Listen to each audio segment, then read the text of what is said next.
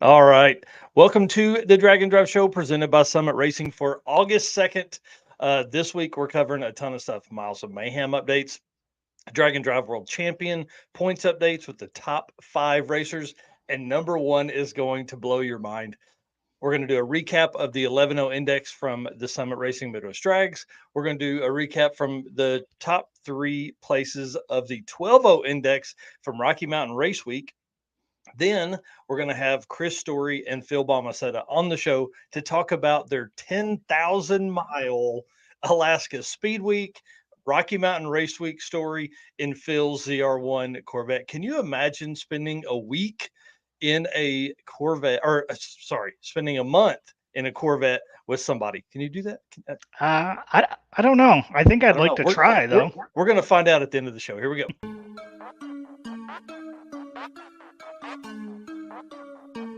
Guys, I'm here with Dave Parisi, Mr. Energy.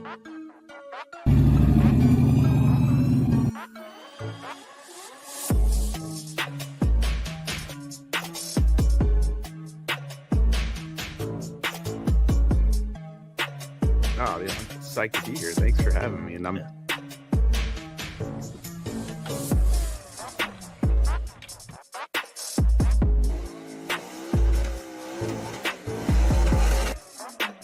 Oh, we're looking this for a 6-something. That's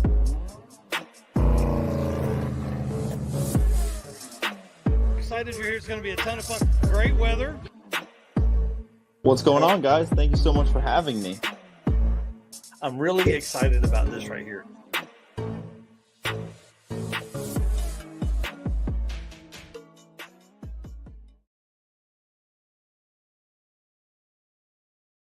Okay, so let's talk about last week and missing the show last minute. Guys, I apologize. I'll just say this right now.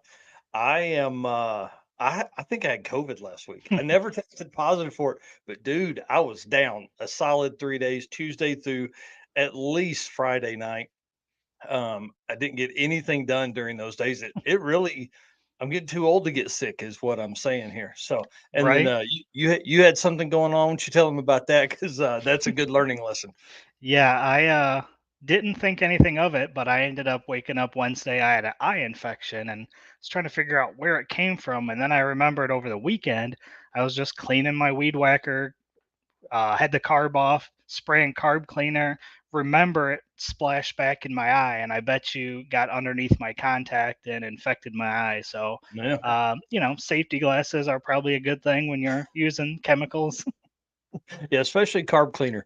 Yeah. In a well ventilated area. So, what else you got going on? You've got some crazy stuff happening on social because of fuel cell foam, I think, right?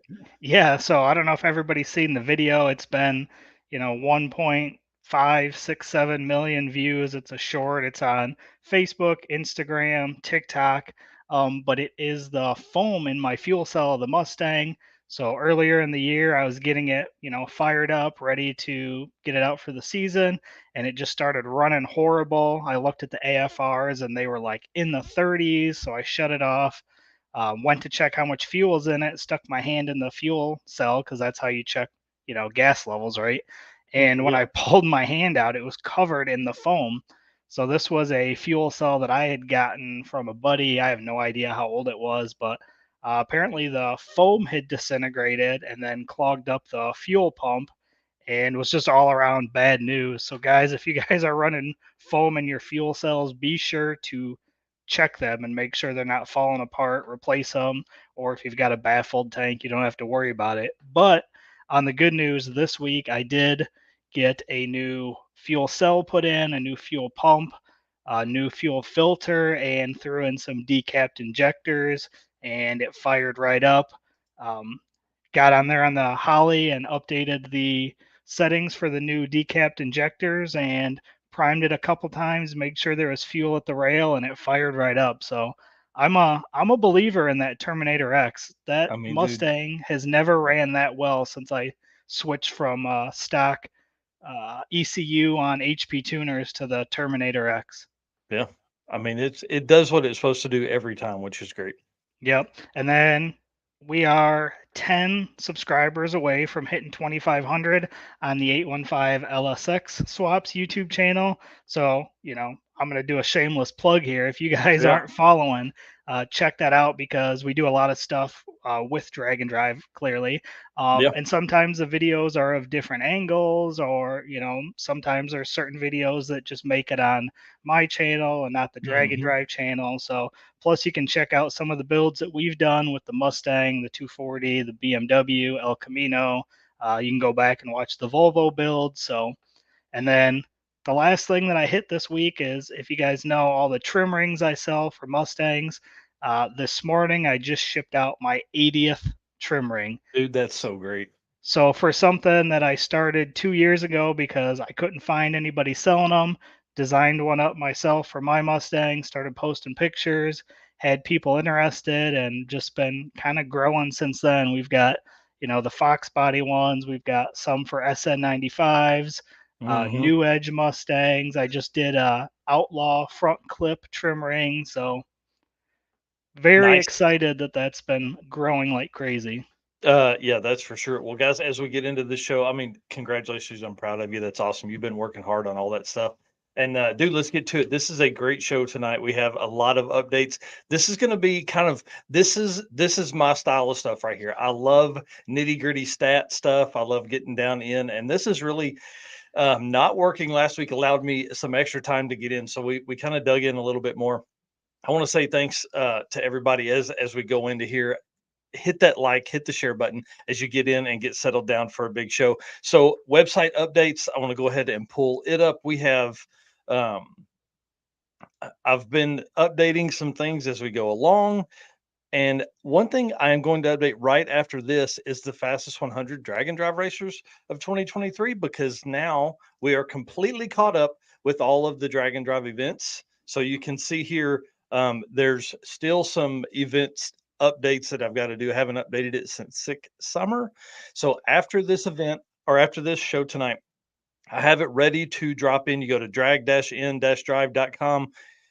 You can see it takes you right to DragNDrive Addiction, all in there. This is our home page right here. This is the big deal because of the top 100 list. And it also has the DragNDrive World Champion points, which Michael Westberg, I will say later in the show what his new point score is. It's a lot more than that for sure. So thanks for everybody that has been checking up on that. Let's talk about the top 100 because that is what is coming up. So we will include, the new update will include both SICK events, Rocky Mountain Race Week, Midwest Drags, Drag Challenge, which is across the pond over there in Australia.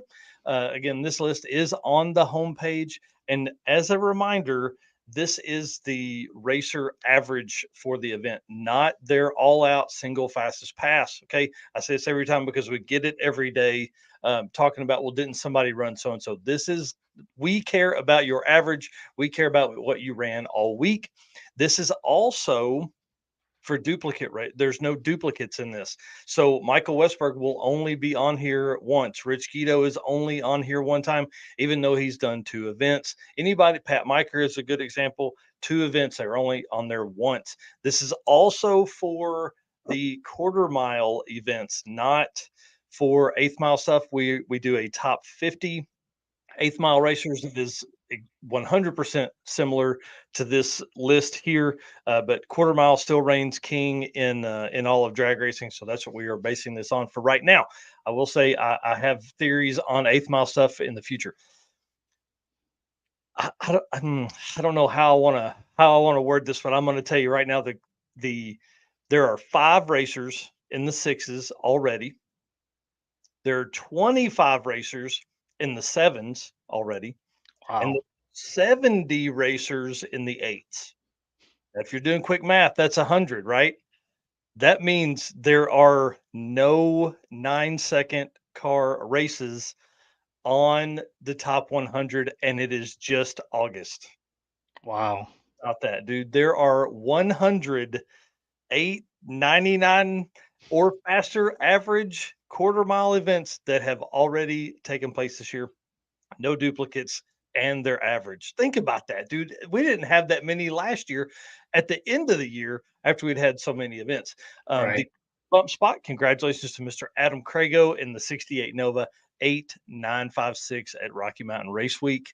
Y'all, that's your number 100 spot. Yeah. It's 956. And at the beginning of the year, it was Cooper, right? And he was at like what was it, 10 something when we started? 10-3 after sick week. So Yeah. think about that. Like we obviously have had a lot of events go on this year, with again to run through them: sick week, sick summer, Rocky Mountain Race Week, Midwest Drags, and the Drag Challenge in Australia. So that's 5 events that have already happened this year. I think there were 7 national events total last year. So pretty wild. We still have 6 events left for national level events for the year. So it's going to be pretty crazy. We got some other notes on that later on.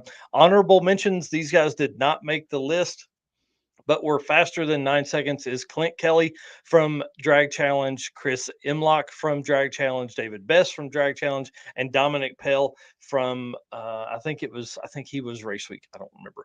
But Dominic had an 8:991 to just squeak by into the 8s. And those are your honorable mentions that won't make a list, because we're going to have a top 25 9-0, and we're going to have, the top 100. So my question to everyone, if you're paying attention here, what do you think is going to be the bump spot average at the end of Death Week? What is going to be that number? It ought to be pretty deep. So we are going to have a special prize for the bump spot on both the top 100 quarter mile racers and top 50 eighth mile racers at the DragNDrive Awards presented by Summit Racing on Thursday, December 8th of PRI 2023. I'm excited about that one. I haven't set the event yet on Facebook, but it's coming out probably tomorrow, most likely. So I'm working through, again, like I said, the top 50 eighth mile racers. I will have that. We'll go over that for next week's show. And then those events will include Southeast Street Week, Sweden, Miles of Mayhem, BC Drag It Challenge, and the Rowdy Radio classes from Rocky Mountain Race Week and Sick events. So again, we should have a pretty salty number there. Should be some folks. I mean, obviously, folks in the 4s. I think probably the number 50 bump spot on that list will be I don't know, low 6, maybe 16s, something like that. So I think by the end of the year, we'll see some mid 5s will be what will populate that 50th spot. Because it's funny, once you get past that low 5s, it really takes huge jumps. There's not really a lot of 560 and 70 racers. There's a lot of 520s to 550s, and then there's a lot of 620s and above. So all right, dude, you ready? Let's kick off the show, man. Let's get some pictures going here for these folks. We're only going to do 5 events for the event update segment of this show with the countdowns. So Nostalgia Nights is the next big DragNDrive that is up. It is August 17th through 19th. Guys, that's 15 days from right now. All right. It's 2 weeks, right? Then we move to Delta Street Week, which is in Paragould, Arkansas, my old stomping grounds. I'm actually going to go down for a day or 2 of this. I don't know if I'm going to be able to stay the whole time, but definitely got to go down and see Paragould and the George Ray's Wildcat drag strip. Hadn't been there since high school. And then so it's August 31st through September 3rd, which is 29 days from now. There are still some spots available on that one. And then the OG, the granddaddy of them all, Hot Rod Drag Week, Darlington, South Carolina. I will be there for the entire event, September 17th through 22nd, 46 days from right now. That's insanity, man. And then not far. Oh yeah, that weekend kind of hits like the weekend did a few weeks ago. We have One Guy's Garage Drag Weekend in Earlville, Iowa, September 22nd through 24th, 51 days from now. There are only a few spots left. I'm talking like single-digit spots available there. So find One Guy's Garage. Nathan Shaw is the guy that runs that one. And I would do that if I could, but I think Byron's close enough to you that maybe you can sneak down there and end up going there, right? Yeah, this is Byron is my hometown track, so I believe I have nothing going on, so that one is penciled in for me to go hang out. And Yes. Cordova isn't very far either, so maybe I'll hit the first couple tracks and we'll see after that. Yeah, Drag Weekend is always a great event. They limit it to 50 racers. Maybe they opened it up this year to 70. I can't remember, but I do know there are only a few spots left. Nathan Shaw, get in touch with that guy. And then we've got King of the Open Road, Tucson, Arizona. The first time they've gone that far west Typically, they are in Oklahoma City. And guys, this is an event right here that is going to be a lot of fun to watch. They run basically, it's not what we would consider a true drag and drive, where they drive, race. They take you on one of the coolest drives that's out there, and then they are adding roll racing to this one as well. So this ought to be a lot of fun. So it looks like they're going to drive on Friday. They're going to roll race, drag race, and do the car show on Saturday, which is typical. And then Sunday, they're going into drag racing eliminations. So you kind of set your qualifying time. You do your drive. You come back.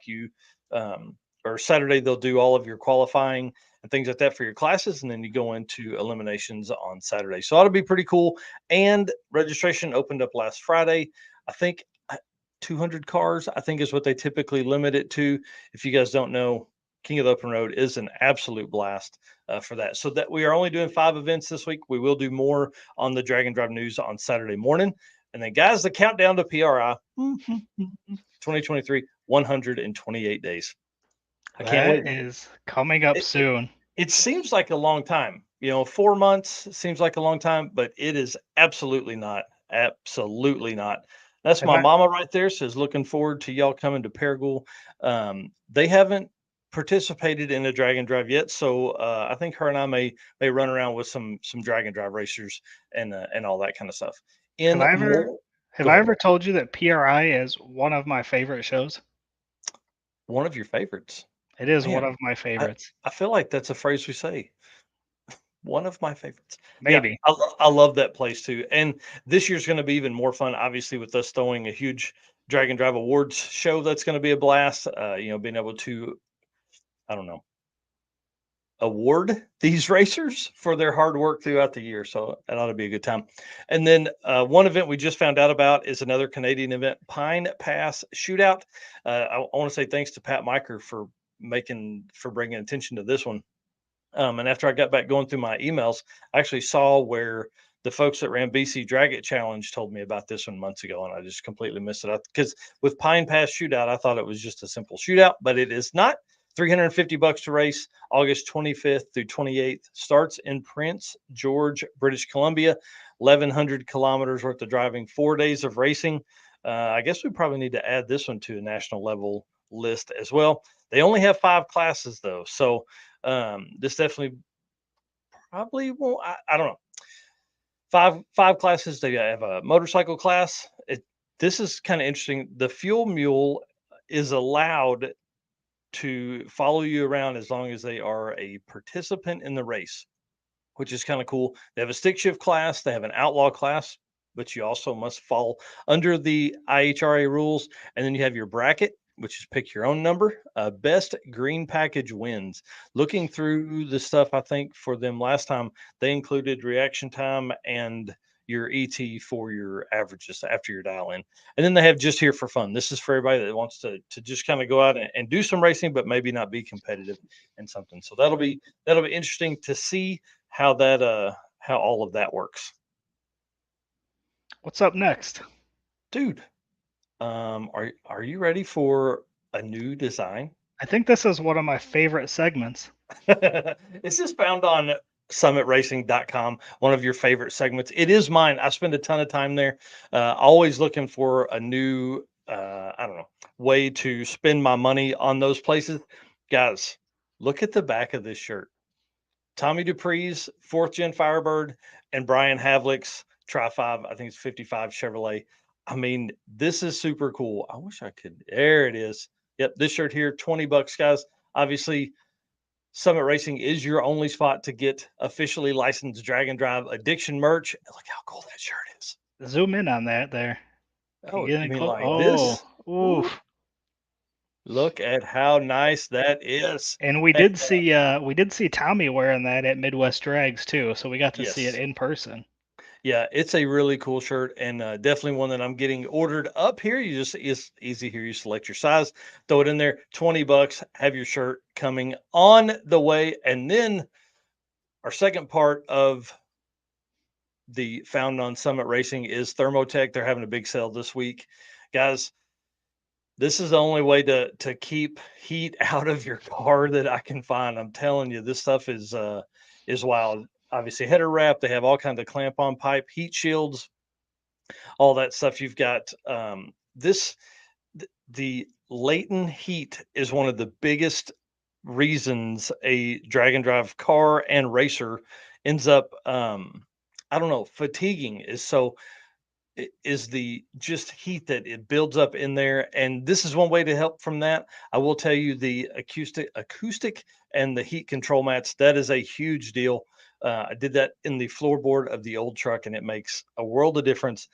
I took all the heat and sound deadening material out of the cart, and it gets so hot in the cart on the floor that it was melting my shoes. So, Wow. and that car is open, so I cannot, you can only imagine what it's like in these cars as we go towards the end of the season and get into some really really hot times coming up. Like what we're going to see on Drag Week and things like that. So, anyways, sell on this stuff. You can see all the different types of stuff.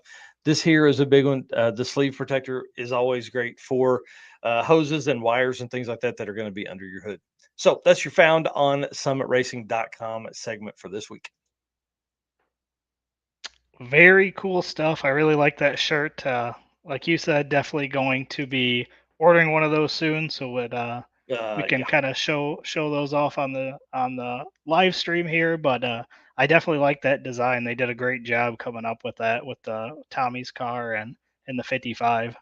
Yeah, I'm gonna tell you, those guys are as smitten with Drag and Drive as we are. They love it as much as we do, and I have a video that should drop later this week or early next week for Tommy and Jim, the interviews and stuff like that that we did during the week, and some of their passes and all that kind of stuff from Midwest Draggers, because Tommy Dupree and Jim Greenleaf both are contacts at the event side of Summit Racing, competed this year instead of just being part of the team and things like that. You want to talk about the Drag and Drive World Champion now? Yeah, we can jump into that. So you and I were talking before the show, and you told me that we have a new leader. Yeah, and it blows my mind.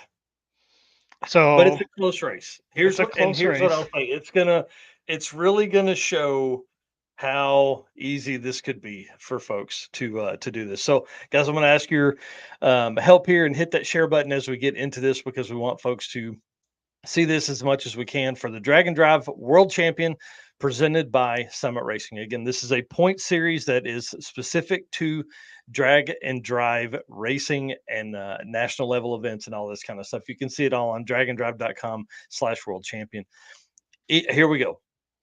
This is a close race. And what's funny is as we go through this, I've got to double check everything every time, because I had initially missed this.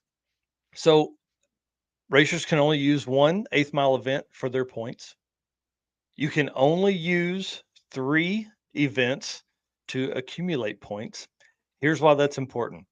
One gentleman has already competed and finished 3 national level events.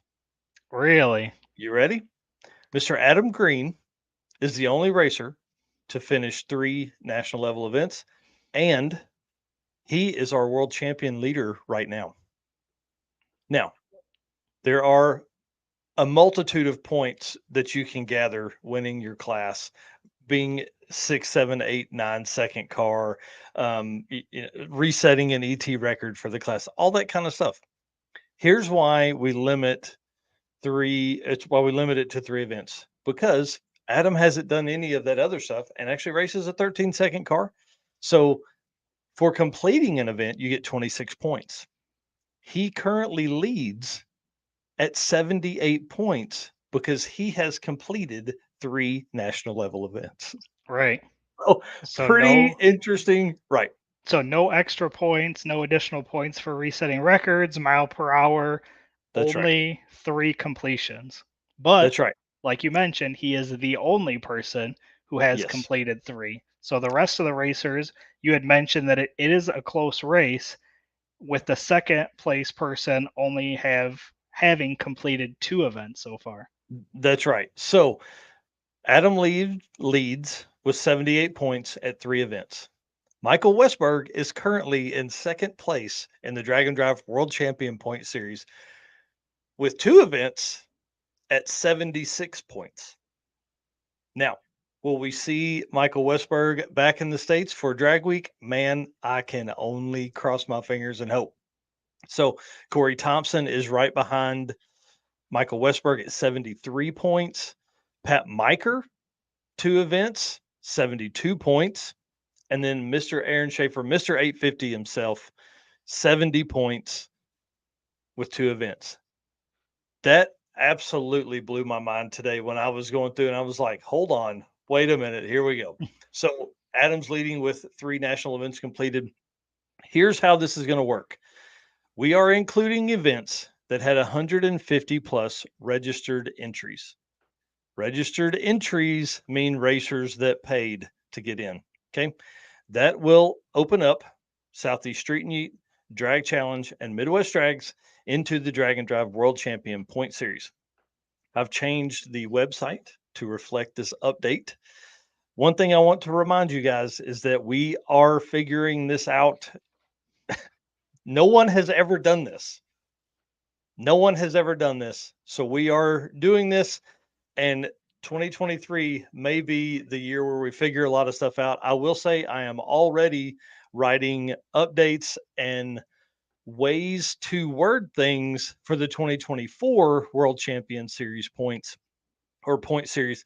I'm currently having conversations with Delta Street Week and BC Drag It Challenge on their registered racer counts for standings, and we'll see if any other events may be on the bubble as well.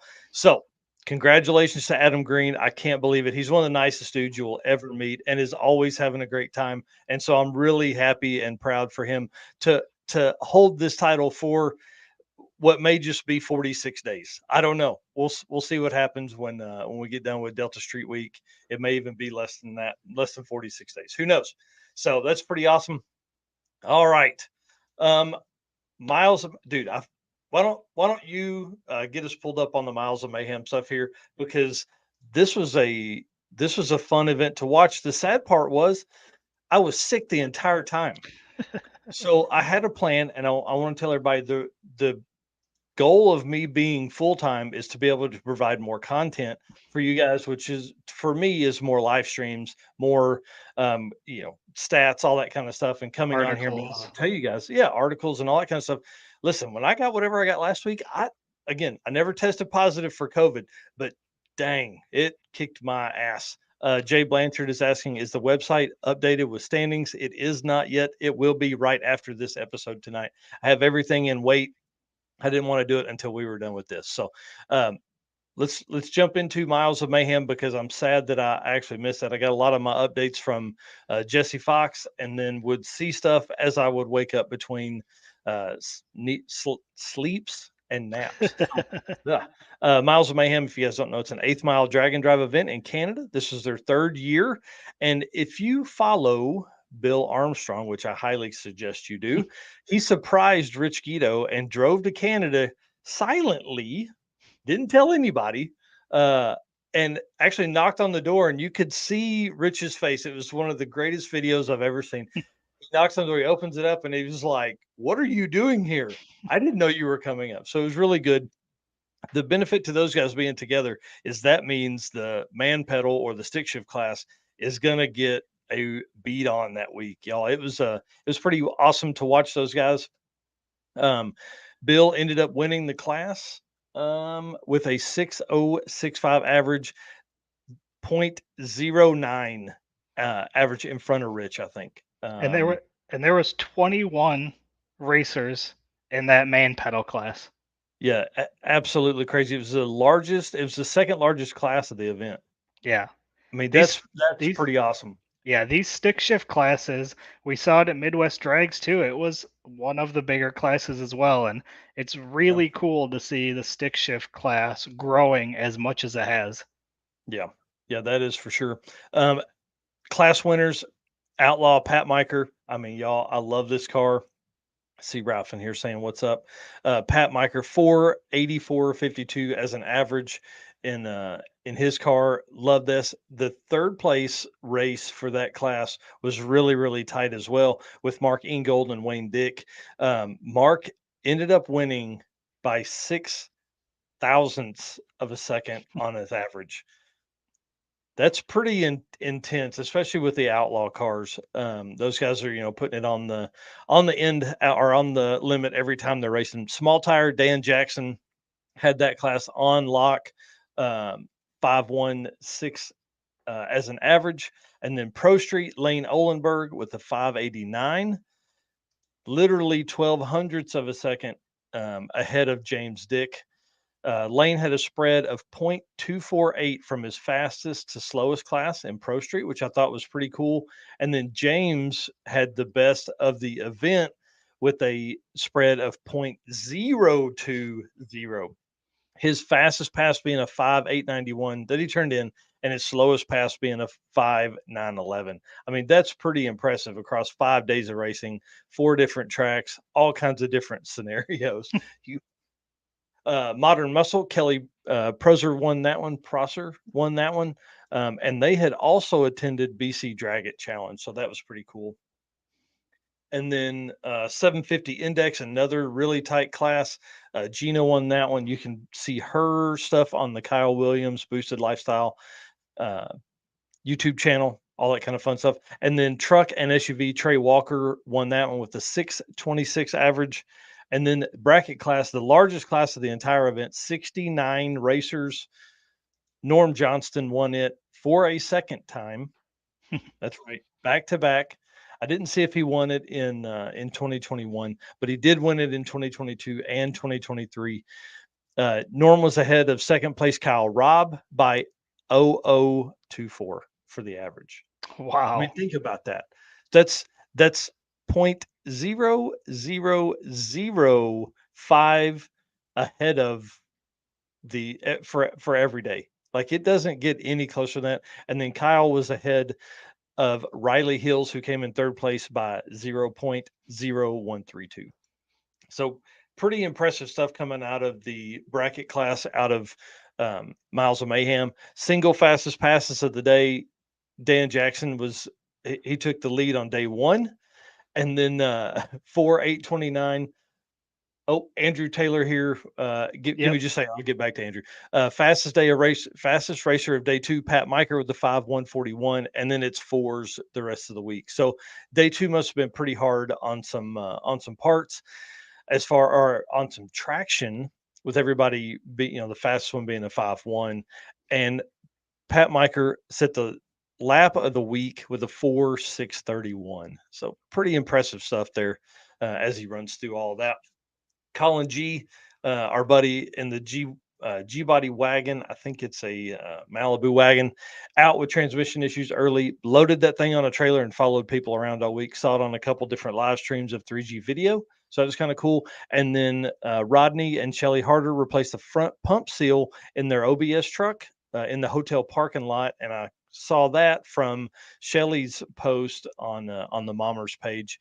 Quentin Pike had to cut holes in the trailer bed or trailer fenders to clear the tires. I don't think they did that for like 200 miles though. So they went through and cut holes. You can see them here also repairing something else. I don't even know what that was. Again, I couldn't follow Miles of Mayhem much because I slept so much. That was a cool car though. Oh, I love that thing. I even think it's diesel. So that's pretty fun. Kyle Omilano replaced the 5.3 in his Toyota, the Pizza Planet truck, with a 6-liter in the pits on day two. What was kind of cool is they raced in the morning, day two, day three, they raced in the afternoon. So they had time to make the run, make the switch, and then make the drive to the next track. So pretty crazy day or week for those guys, the Miles of Mayhammers, the Momers. Love that event, and we'll definitely have to get up there for that. So, dude. Yeah. Go back to Andrew's comment here. Yeah. So go ahead. Need to give a birthday shout out to Mr. Loudest Car on the Property. I think you named him that when we was on our show. Yeah. That car is insanely loud. Yeah, Mr. Terry Miller. So happy birthday. Looks like I'm glad to share the same birthday with my red 3rd gen brother. So sounds like Andrew's birthday is today as well. So, man, 2 red 3rd gens, man, I wonder if those guys, wonder if their parents conceived those boys and read third gens. uh, if not, they should have. That's the story we're telling from here on out. So, happy birthday to Yes. you guys. We would sing to you, but we're not going to. Yes. All right. So up next, we have our Found on Racing Junk segment. So the first vehicle I found, let me get this pulled up here. And while you do that, guys, the Racing Junk Classifieds is the official buy sell trade of Drag and Drive Addiction and our Drag and Drive group. We do not have for sale ads on our Facebook group. We would love for you guys to move over and go to racingjunk.com. It makes it easier for you. I promise. It's going to open you up to more people, and Racing Junk will show your stuff to people where Facebook doesn't necessarily show your for sale ads. So, anyways, Yep. racingjunk.com. Yep. So this one I thought was really cool because it is actually in my hometown here in Rockford. Nice. So this is a 1971 Chevelle SS. It is a bracket car, but we've talked a lot about how these bracket racers could start bringing their cars out and competing in the Yep. drag and drive and index classes, like we're going to talk about later tonight with the 11.0 index class. So Mhm. definitely thought this was a really cool car, especially seeing as it's in my hometown. I wish I had 35 grand for this one. Yeah, a little bit of time run over there. Looks like it's Real NA7. SS. Yeah. Yep, real SS, small block auto car built for bracket racing. Very competitive car. 10.2 was its index, so I bet you could, squeeze a little more out of it and run a 10.0 class. So Yeah, like a 50 shot. there you go. So scroll through these pictures here. Let me scroll up a little bit. Pretty cool looking car. Yeah. So if anybody, has got like 35 grand that they want to donate, I'd love to go pick this up and take it racing. Wheelie bars? I mean, let's go. So this is our first car. Our second car here is a 1981 Camaro with a 2018 enclosed trailer for 60 grand. Yes. So Ready to go, all of it. ready to go. Boost train for sale. So this is again another beautiful looking car. It looks like it's done a lot of racing already as you scroll through some of these pictures. So It looks like a blow through setup. yep. So it's a 1981 Camaro with the trailer, turnkey car, ready to go. Go racing today. It's a 540 big block. Engine was purpose built to make and withstand, a measly 2,500 horsepower. Nice. Built in 2019, not putting the car till 2020, has 40 passes and 3 seasons on low boost. So you can see all the parts there that was put on this car. Again, a very, very cool car. And I don't know, I don't think 60 grand is too horribly bad for a car and trailer. Yeah, it looks freaking tough. Yeah. Oh, Yeah. I'm in. Yeah. And the last one for this week is not exactly drag and drive related, but as you are scrolling through Racing Junk, there's a lot of crazy and cool stuff. So this one was so out there, it caught my attention. I had to put it in here. It's a tank. What the hell is that thing, dude? It's a tank for 92,000, probably out of our budget, but it was one of those things that it caught my attention and I figured that I would put it on here and share it with everybody else. Look at all these buttons.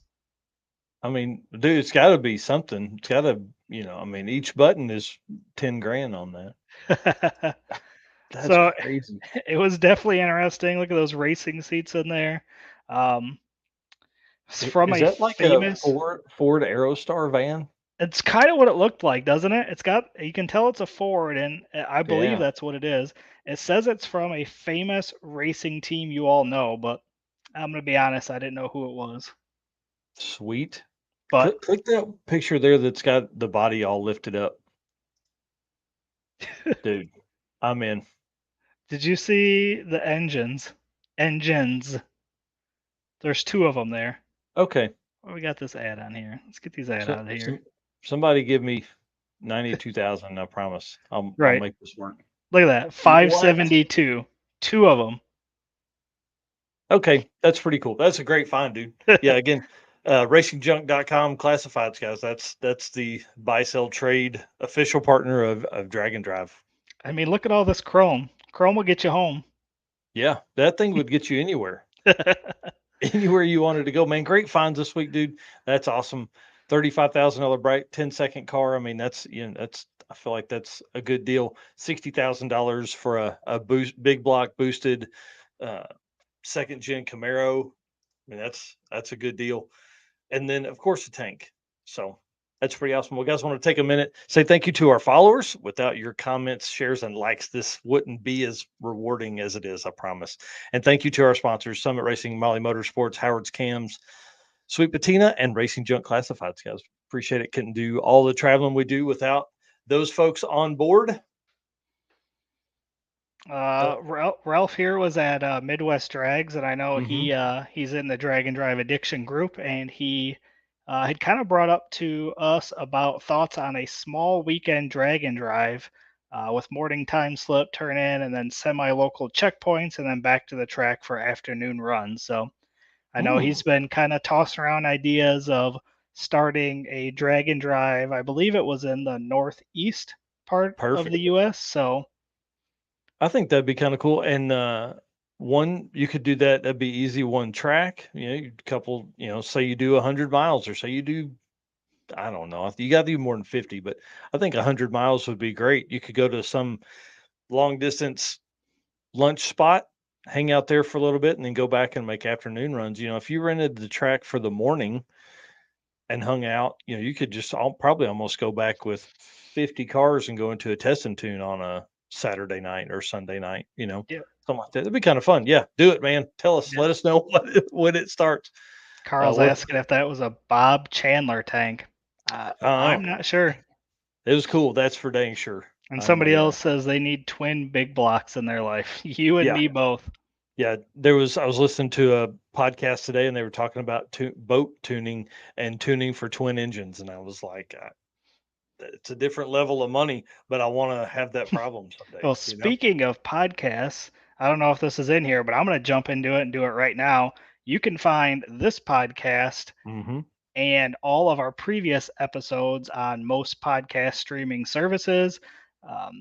You can just ask your Alexa to play the DragNDrive Addiction podcast, and it will give you the latest episode, which will be this one not too long after the show. Yeah, And, so and we my did the plan. news. Yeah, my plan is to have these episodes edited for podcast on Friday, 10 a.m. Friday, that would drop.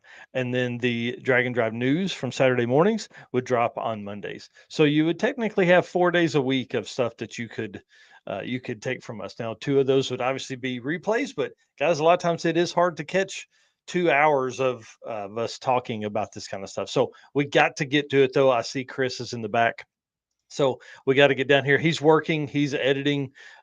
So we got about 15, maybe 20 minutes worth of stuff here. Phil, I'm sure will be on momentarily as well. So let's talk about Rocky Mountain Race Week and the 12.0 Index, because Rocky Mountain really is the team that put index racing in DragNDrive. They started that a long time ago, and I'm telling you, it is absolutely one of the most contested things that you'll ever watch. Is that John no, this is David Fontaine is asking, is that John Mankiad cylinder head behind you on the screen? And that is not. That is from a Rocky Mountain Race Week event last year where somebody torched a head, and then they ended up fixing this head to go on and move it on, and go on and keep racing. So there were 36 racers in the Rocky Mountain Race Week 12.0 Index for this year. That's the 3rd highest participation in that class since they started. It's down a few from last year's 39 racers, but there were more racers in 11.0 Index for 2023. So I think folks just got faster. I think that's kind of the way I'm going to look at that. Greg Jones, our buddy in the Nova, ended up winning the class for the 3rd time. That makes his he won the class for the 2nd time. That makes his 3rd podium of Rocky Mountain Race Week Index racing. So he ended up winning with a 12.038 average. Now, if you guys will remember last week, we talked about Midwest Drags and their 12-0 class and how tight it was. So let's get into why this one was tight. But then at the same time, this is a little different because Rocky Mountain has class calls. So you're more limited on the amount of passes, which we're going to go over with here in just a minute. So again, Greg Jones ended up winning the class, 12.038 average. He was the second fastest on day one behind Travis Boltman. Travis Boltman laid down a 12.003 on day one in 2 passes, packed up and headed down the road. That literally put people, I don't know, it set their hair on fire is what it did, right? Greg goes into day 2. He's the 8th fastest on day 2 with a 12.079, making his average a 12.053. But with that, he moves into the number 1 spot because Travis turned in a 12.12 at Bandamere. Okay. Wow. So when you start, like, that's what I love about index racing, because it's never easy. So he's 8th fastest, but number 1. The fastest class pass submitted that day goes to Dan Gosha with a 12.001, fastest pass of the class, fastest pass of the day. For day 3, Greg puts down a 12.039, very respectable pass. That's the 5th fastest pass of the day in that class. Lowered his average to 12.048, keeping his first place spot. Hector Dominguez came out swinging, fastest class pass at a 12.005. And then Ron Gosha and Joe Ernst laid down 12.006 passes. Now, Two of them. I know Gosha sounded the same, but it's 2 different racers. So you have Dan laid down a 12.001 on day 2, and Ron lays down a 12.006 on day 3. Okay. Wow. This is important as we go into day 3 is at Pueblo. Because of some changes that went on with a track that will not be named, they made a lap and came back to Pueblo for day 4. So Greg had an 0-1 lead on it, his 0-1 lead average ahead of number 2, Travis Boltman, Travis had an 0-1 lead on number 3, Ron Gosha. So you have Greg in the lead with, 100th on his average. You have Travis, who has a 1,000th lead on Ron. And so I know Jonathan Stonecipher really well. Okay. I know they had to be doing the math to figure out. So of course I had to figure out what it would take to make sure that Greg would win, because this is the math that index racers do. So, and they had been at Pueblo from the day before. So this was going to be their second day to race at Pueblo, and they had all the data from the day before, and the weather was close to the same. How does that make you feel? Does that make you feel good? Because if you're an index racer, that's like best case scenario right there. Right. So going into day 4, if Travis had ran an 000, which is always what you start your math with, Greg would have needed to run a 12.029, 12.0299 or better, and he still would have been able to lock up the class. So very, very tight. It would have been obviously faster than anything he had turned in all week, all that kind of stuff, but he had the tune-up. So, but Travis on day 3 had ran a 12.051, his second slowest pass submitted. So I can only imagine Travis is in his car driving around Pueblo trying to figure out how to get in to that, right? So we talked about, well, short story long, Greg ends up winning. Travis doesn't turn in he turned in like a 12.040 pass, and so Greg locked it up. We talked about on the last episode of the 12.0 index at Summit Racing Midwest Drags, and those guys making 50 and 60 passes, right? Right. That wasn't the case this time. Greg made 15 passes this week. Wow. During Rocky Mountain Race Week. 15. Travis only made 17. Guys, that's completely next level stuff. So you go from one extreme to the other. We had Midwest Drags racers making 50 and 60 passes to get those numbers, with a lot of 12.0 turn-ins, 12:00 turn-ins, and all that kind of stuff. But we didn't have that this time, and that's why you'll see like a 12:38 win the class at Rocky Mountain. So Greg built this 72 Nova is so nice, and built it literally. I would say he built it for DragNDrive. Purchased a car in 09. It's got an LS7, 4L80, 410 gear. Does all of his own tuning, all that kind of stuff, and drives it all the time. Local, regional car shows, multiple DragNDrive events annually. He's going to race week, and then just to work or dinner. So pretty awesome. And then, like I said earlier, this made Greg's second index class win and third podium at a Rocky Mountain Race Week event. In 2021, he took third at Rocky Mountain and won Race Week. So that's pretty cool. For Race Week this year, we'll be circling back to the tracks that they just came from. So I'm sure the weather will be a little different going from, July to September, early October. But this ought to be pretty interesting to see if he can load it up again. His goal is to go closer to the number and do it with less passes.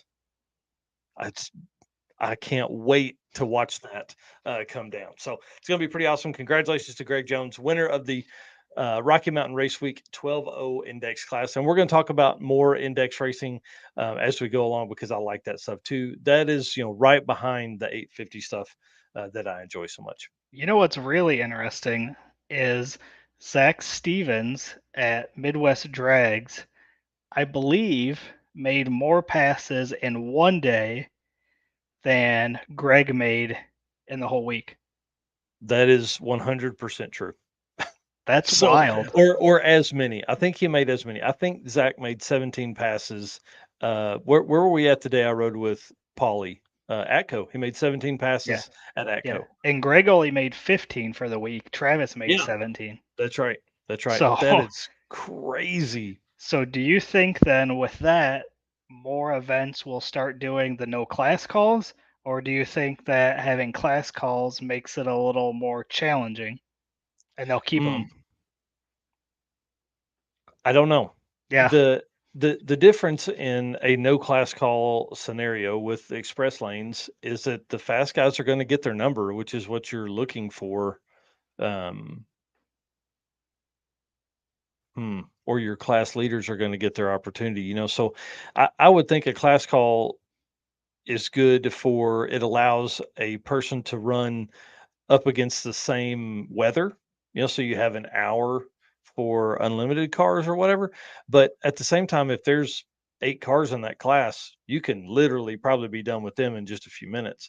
So Right. I don't know. There's definitely benefits to both things. And, can you do no class calls with 300 cars? Yeah, I don't know. Maybe not. Yeah, I don't know. It would be really tough. I'll say that. Your lines would be a lot longer with 300 cars, 300 plus. So Yes. all right, let's talk about, we talked about Summit Racing Midwest Drags 12:00 index last week. Let's talk about Summit Racing Midwest Drags 11:00 index, because it was, as I'm going to say, not quite contested as the 12:00 index, but guys, these folks had no qualms about getting down and racing. 21 cars were in the class. The top 8 cars finished with an 11:0 something average, with first place at an 11:027. So that gives you 7 other cars in just a matter of 7/10. Yeah. Eighth place, 11:091 average. So that's an entire difference of 064 across the top 8 cars of the class. Right. That's close. That's pretty wild. Andrew Grant's the only racer in the class to run a perfect 11:000 in the event. And just a reminder, these racers have to turn in 2 passes each day to set their average. This isn't a one and done deal. That's what makes Midwest Drags a little different, is you have to submit 2 passes per day. So it'll be interesting to see if they keep that up moving forward, if they're going to allow some, maybe like a single pass to set your average, because there are other events that provide 4 days of racing that will set your average. David Fontaine, one of our favorite folks, ended up winning the class. Ryan Watts took second place, and Ray Watts took 5th place. All 3 submitted an 11:0 something for every pass of the event. Ain't that wild? That's pretty crazy that you only had 3 racers out of 21 that submitted O's every day, and Yeah. that the difference is Ryan in 2nd place and Ray in 5th. Right. So the guys that ran 3rd and 4th submitted 11 ones or 11 twos during the week and still ended up higher than the guy that submitted an O every day. Yeah. So go ahead. I was just gonna say this comment here I thought was really interesting. What if they start changing up the index classes every few years? Drop the 10, 11, 12 and make them 1050, 1150, 1250. Hey, That's an interesting thought. I think that's a great thought. Andrea S123. That's a great thought. I would like weird, goofy stuff. I would like them to pull out of a hat like a 23, and Yeah. it'd be like a 1023 index class. Yeah, And because you can't really prep for it ahead of time, though. I mean, you're gonna have to go there and you're gonna have to dial it in at the track for whatever that number Yep. is. Yep. And so, you start kind of doing the math. I mean, I don't know if it's worthwhile for a national level event to do that, but I think you can definitely have some fun, like with Ralph talking about earlier, regional stuff. Yeah. A single day event. You can, that's one thing we're figuring out is that we're going to be able to do whatever we want because we're the promoters and things like that. But who cares? Try it once. Maybe it doesn't work. Maybe it does work. I love it. I love it all. So Yeah. bring it on. Ryan Watts is in here saying little brother was happy to beat big brother again. That's awesome. That's awesome. Well, And Mike Mara in here. let's talk about class winner David Fontaine. This guy, we talk to him every day. Unfortunately, I didn't get a whole lot of video of him, sadly. And that could have possibly been because there were like 3 or 4 white Monte Carlos.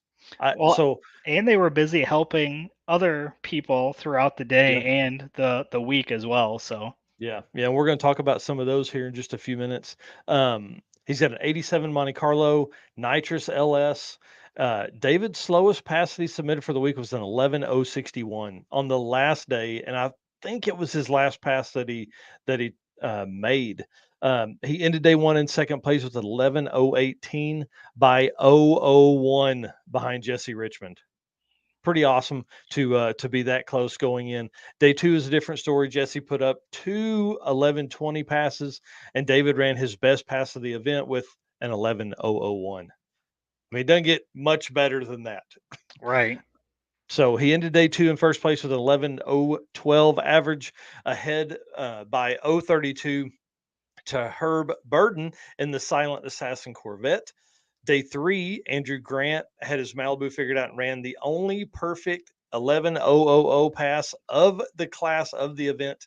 So David finished day 3 still in first place with a 0:26 lead, and then the Monte Carlo had a comfortable lead and actually only had to run better than an 11:095 on each pass to win. So that's interesting. Definitely. I mean, what's as crazy long is as nothing goes wrong, then you pretty much know that you can get in there, get your passes, and lock up your win. That's right. So let's look at it this way. And these are the kind of things I wanted to do during the week, but we literally just ran out of time.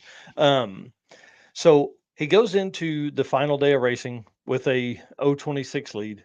He's doing the math. I'm sure he's trying to figure out all that kind of stuff. So to know that you only have to run an 0:95, which when we say that out loud sounds, oh man, oh, he could be easy on it. But guys, this is still under an 11:1 pass. So it still had to be very, very competitive. You still had to be on your number, and he probably still made several passes. If he's watching, can he let us know how many passes he made on the final day? I think it was just 2 or 3, maybe 4. But David won the SME 11:0 index with an 11:027 average, and he was the first one. He's the first winner of that class for Midwest Drags. Now, I feel like I haven't talked to Hyde and the team, but I feel like they're going to expand that class. You made 12 on the final day? Holy jeez, I thought you only made a few. Man, that's crazy.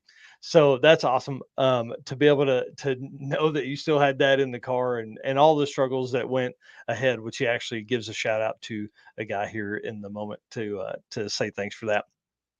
a big part, like you said earlier, of DragNDrive is helping other racers in need, and David did that. I mean, they did it in spades. So while they're taking a break at S&W Race Cars, they were literally like laying in the shade on blankets. It was a beautiful evening for that. They were actually helping. They provided push rods to Herb Burden, who um, was in the Silent Assassin Corvette and was in second place. Okay. Right. So he's helping a competitor in his class. And they helped Devin in the Blue Duster replace his lifter, which we have a little bit of video on that.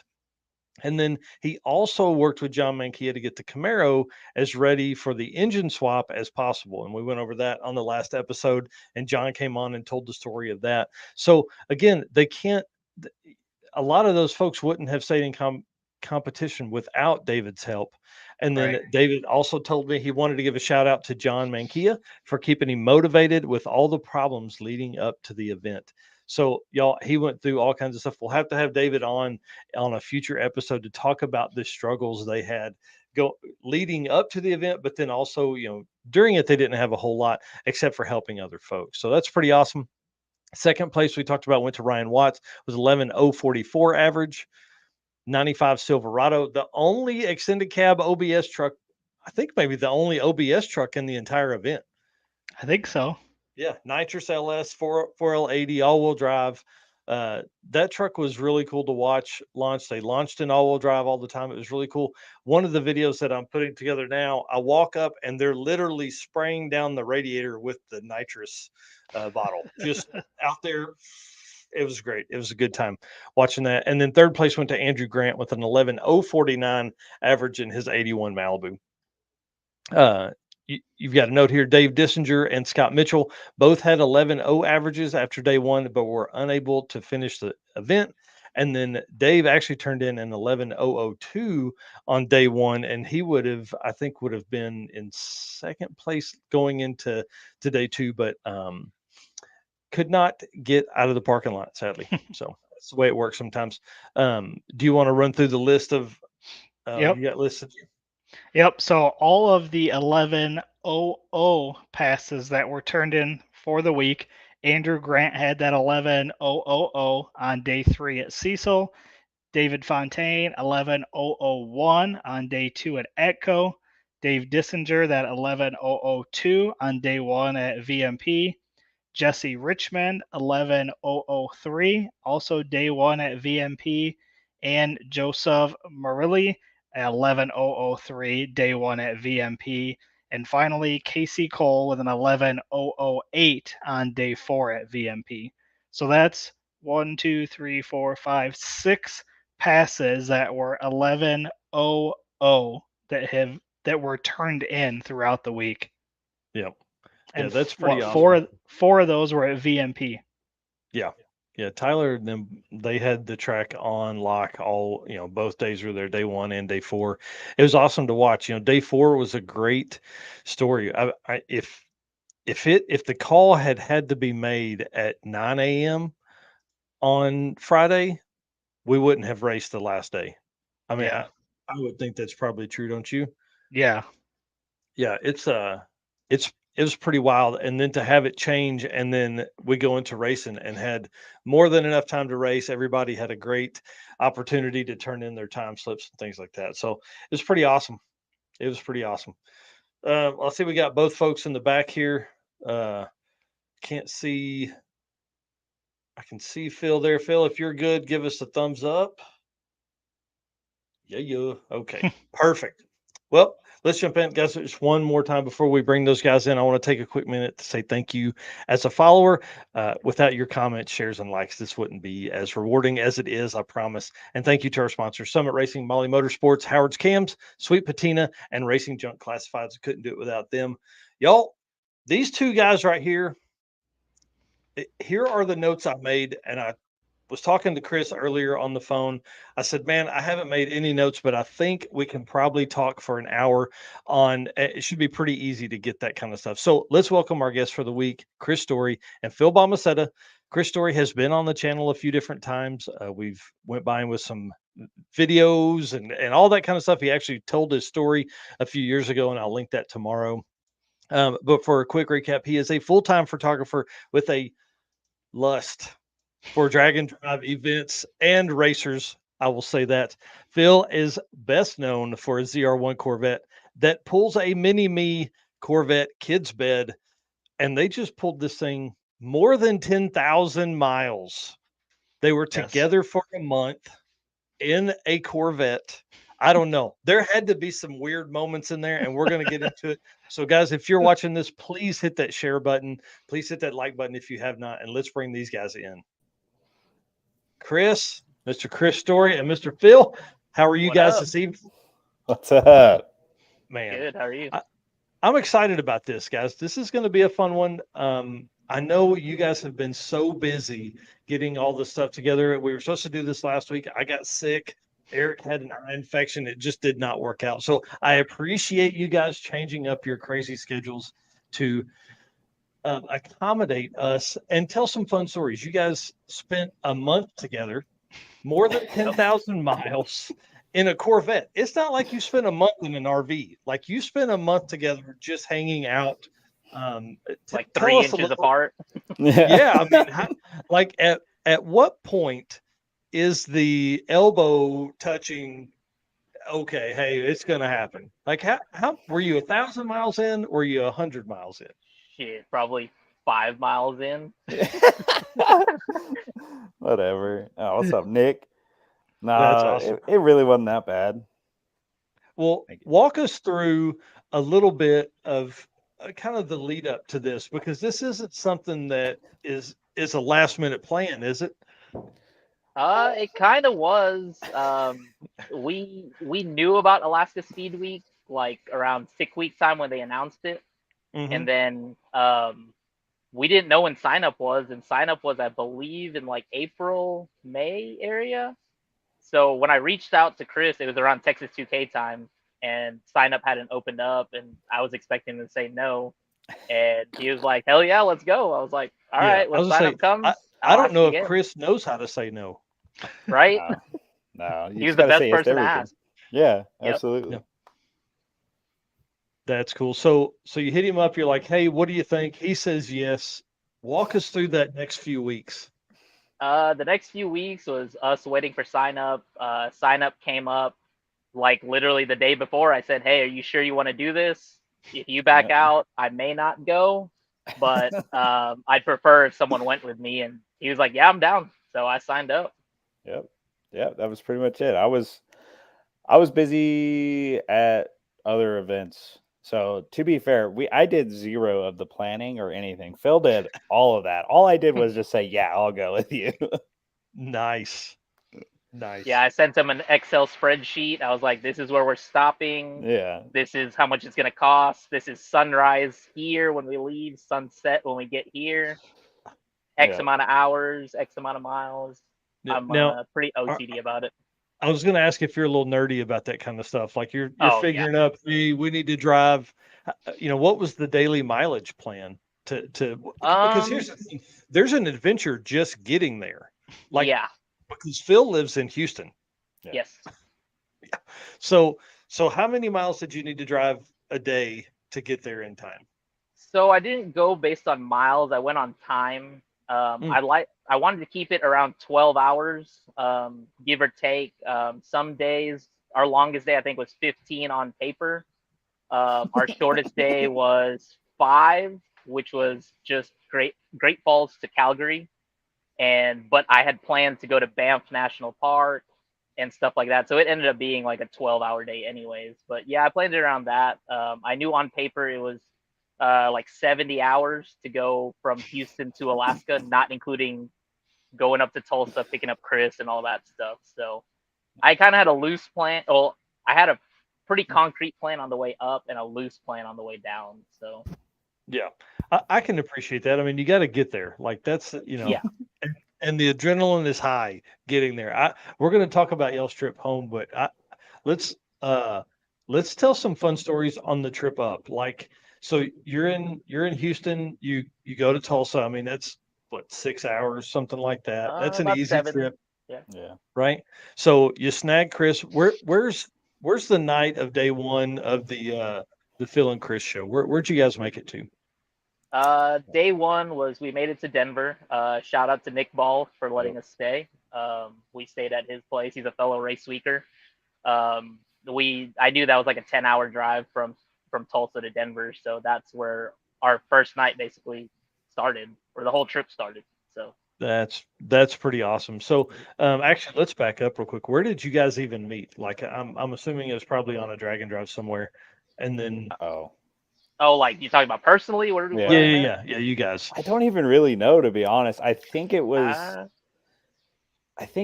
Rocky Mountain Race Week when we really started talking, but we'll call him a local legend around here because he is. He's a local legend around here, and then dipped and left to Houston. So like I think we knew about each other, and then we just happened to both be at Rocky Mountain Race Weeks at the same time. But I'm not really sure. That's about it. I was gonna say farmersonly.com, but looking for a passenger. Yeah. It was something DragNDrive related. I had heard a lot about him, and then I think it's probably something he shot my car and sent me a message or something, and then I was like, "Hey, I know who you are." He's like, "Hey, I know who you are," and that was it. Yeah, it was funny. We were trying to figure that out on the way up. Actually, we had like, how did we even meet? Like, why are we here at this? That's race car friends all day right there. I had no idea where we met. Yeah. That's cool.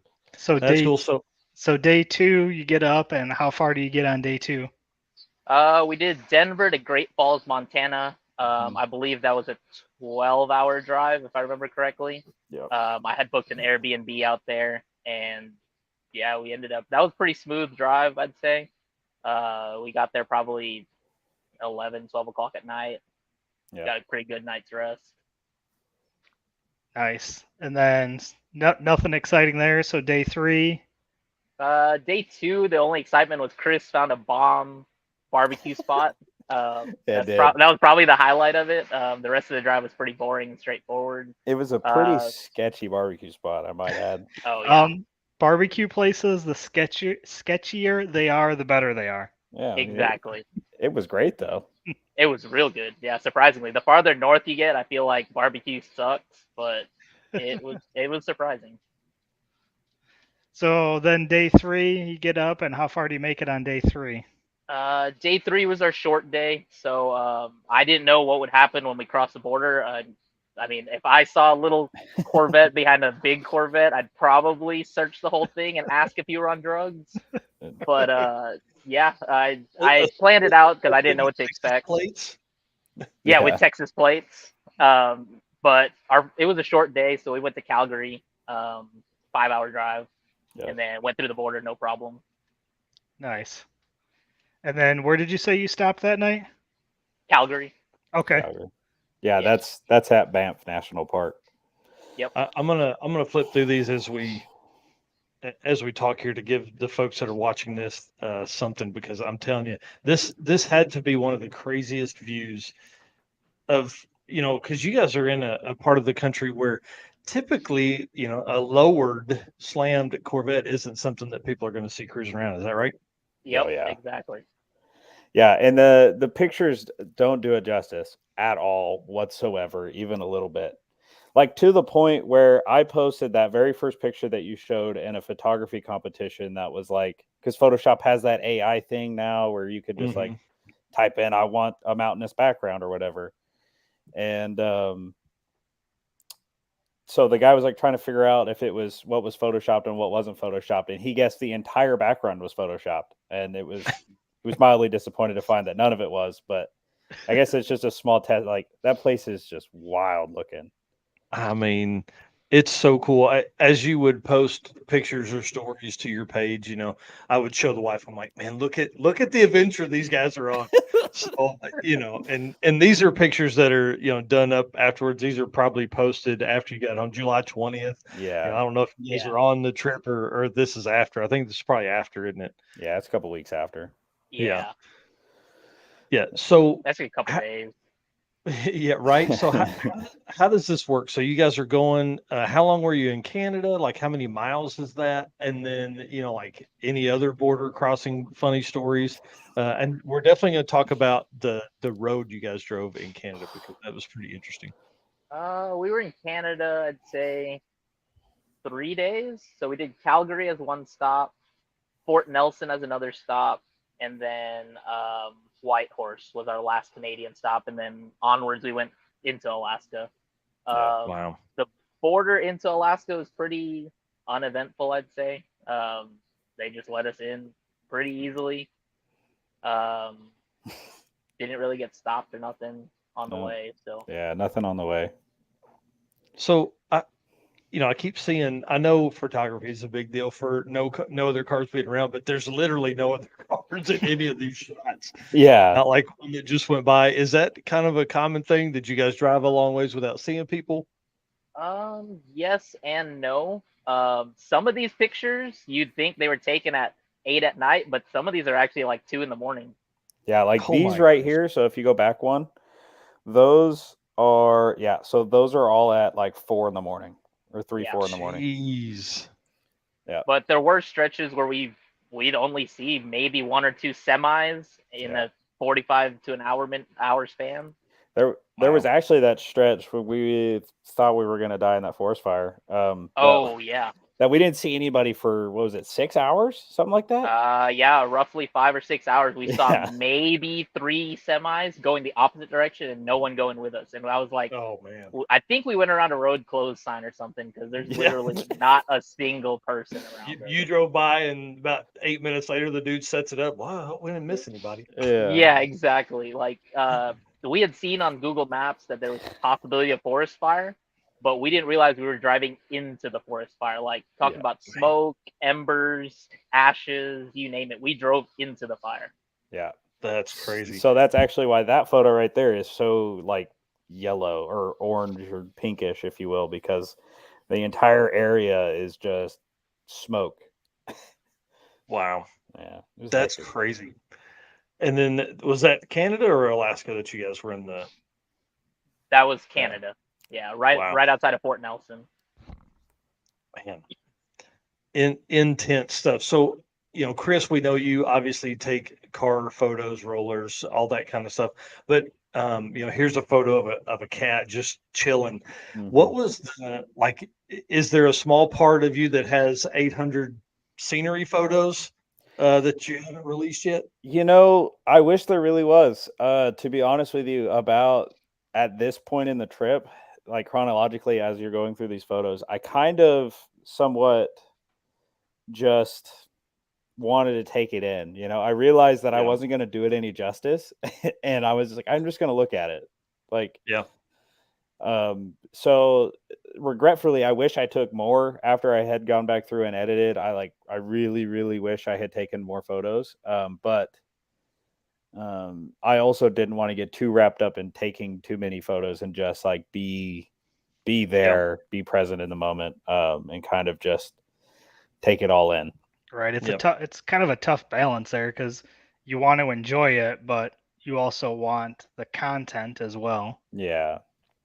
I knew it was going to be a content farm. Like even I still have like I don't know how many hours of footage to go through for YouTube stuff, and but I did get all the photos out, so there's not going to be any more surprise Alaska photos, unfortunately.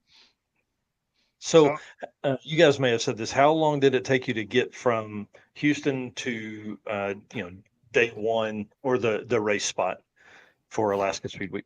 Like I said, on paper it was like 70 hours, but as we go through the days, I'll explain it more. But it took us, I think we calculated 90 hours to get there with complications and issues and road conditions, etc. So I think we got up until the point that you crossed into the Canada border. You made a few stops. Was there crazy things that happened through Canada? Through Canada, we ran into a little car show. We weren't expecting it, and we had seen a Fox body like, I don't know, probably an hour from this car show, and we were trying to get them to get on it and egg them on, and we didn't think anything of it. We were like, oh, that's cool, Fox body. And then we roll up on this show or on this city, Dawson Creek, and right at that's mile marker 0 for the Alaskan Highway. Yeah. And right there at the sign, there were probably, I don't know, 20, 25 cars hanging Right. out. And one of the cars was the Fox body. He had driven, I think, an hour south and came up just for the show. First time taking that car out, and I think he said 5 years. Yeah. Wow. Yeah. So you guys So that- stop and hung out for a bit then? Yeah, it put us like, I don't know, 2 or 3 hours behind schedule because we just sat around, BS with everyone, explained what we were doing, Yeah. explained the Texas tags, explained basically all of it. So Yeah. Explain why there's a mini me Yep. Corvette on the back of behind the car. Yep. So, Yeah. what were the general reactions? Was it the "Are you crazy?" or "I've heard of DragNDrive," or what? Like, what were the reactions from folks? It was a little bit of everything. I'd say everything from why to what are you thinking? Are you crazy? What made you do this? Yeah. The usual, but most of it was all positive. I don't think any of it was negative really. So it was all No. pretty cool to see everyone's reactions and get everyone getting good laughs and stuff. So Yeah, we definitely got a lot of why did you guys do this? And that has to suck. And we're like, it's not bad, but yeah, Yeah. it wasn't bad to that point. yeah. So Go ahead. I was just gonna say, so what day are we on at this point then? Is that 3, I think. 3 or I think maybe 4. We might be at 4. by the time you hit that car show? Yeah, we hit the car show. That was at Dawson Creek, and I'd like to say we stopped at Fort Nelson that night. That's when we went through the fire after that. Okay. Yeah, we after stayed in that Dawson. Airbnb that was like somebody's basement. Yeah, it was actually really nice. We rolled up at was. 3 a.m, accidentally woke them up, Yeah. and yeah, Well, we couldn't like message them because we didn't have cell phone service either. So Yeah. we're kind of breezing through it a little bit, but it's like a forest fire. We have no cell service, haven't seen anybody in hours. it's dark. It's stupid dark, we almost hit, what was that, a deer, I think? Yeah, a couple deer. Yeah, a couple deer. Just random animals. There's animals everywhere. It's like Jumanji, by the way, on this trip. Yeah. So like every time we're driving, there's always the chance, but they're just everywhere. And this is still in Canada, right? This Correct. is still in Canada. Yeah, Fort Nelson. Yeah. Okay. So then you guys leave there, and then where do you head from there? We go to Whitehorse from there. I'd like to say that was a 14-hour trip on paper, and we probably did it in like 17 or so. We got to Whitehorse, so we were supposed to check out of the Airbnb at like 6 a.m. and we got there at 3 a.m. Or no, we were supposed to check out at 10 and we got there at 7 a.m. Sorry. That's what it was. Yeah. We got there at like 7 or 8, and we were supposed to be out at like 10 or 11 or something like that. Yeah, and we stayed on the upper floor of someone's barn, and the dude was downstairs, and we almost walked in on him. We could see him through the window sleeping, like he was out. Yeah. So did you guys just sleep for a couple hours and then get up and leave, or did you guys end up staying later? No, we basically slept for maybe 2 hours. I'd say we showered up, brushed our teeth, got in our sleeping clothes or whatever, and woke up at like 9:30, checked out at 10, and dipped out. Yeah, it was right at 2 hours. Yeah. It was good. Wow. That's crazy. And so let's talk, at this point you guys are 4 or 5 days in. You're getting into a swing, like who's running the radio, who's running temperature controls. Chris, are you editing stuff yet? What's going on? So no, because it's a 2-person drive, or it's a 2-person job to drive a Corvette to Alaska, believe it or not. It doesn't have to be, but it kind of is. So like I said, there's no cell service. So we didn't download music before. Well, Phil had some music on his phone. From like 2005. Yeah, we didn't have a dongle to like plug into my phone. So we listened to the same playlist for like 2 weeks, essentially, or 3 Yeah, weeks. I only had 200 songs in there, and we were listening to everything from Taylor Swift to Young Dolph to who knows what, George Strait. We know every lyric to all 200 of those songs, by the way. Oh yeah, and they played probably at least once, twice, 3 times even. Oh yeah, Man, that's great. You guys are going to hear one of those stories 12 years from now, or something 12 years from now, and be able to every pitch, every note you're going to. Oh yeah. Oh yeah, we're in there like swimwear, buddy. Yep. Yeah, We're Swifties now.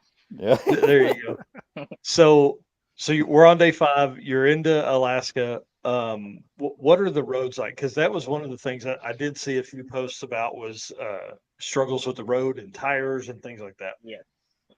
So day 5, we started out in Whitehorse, out of that guy's barn.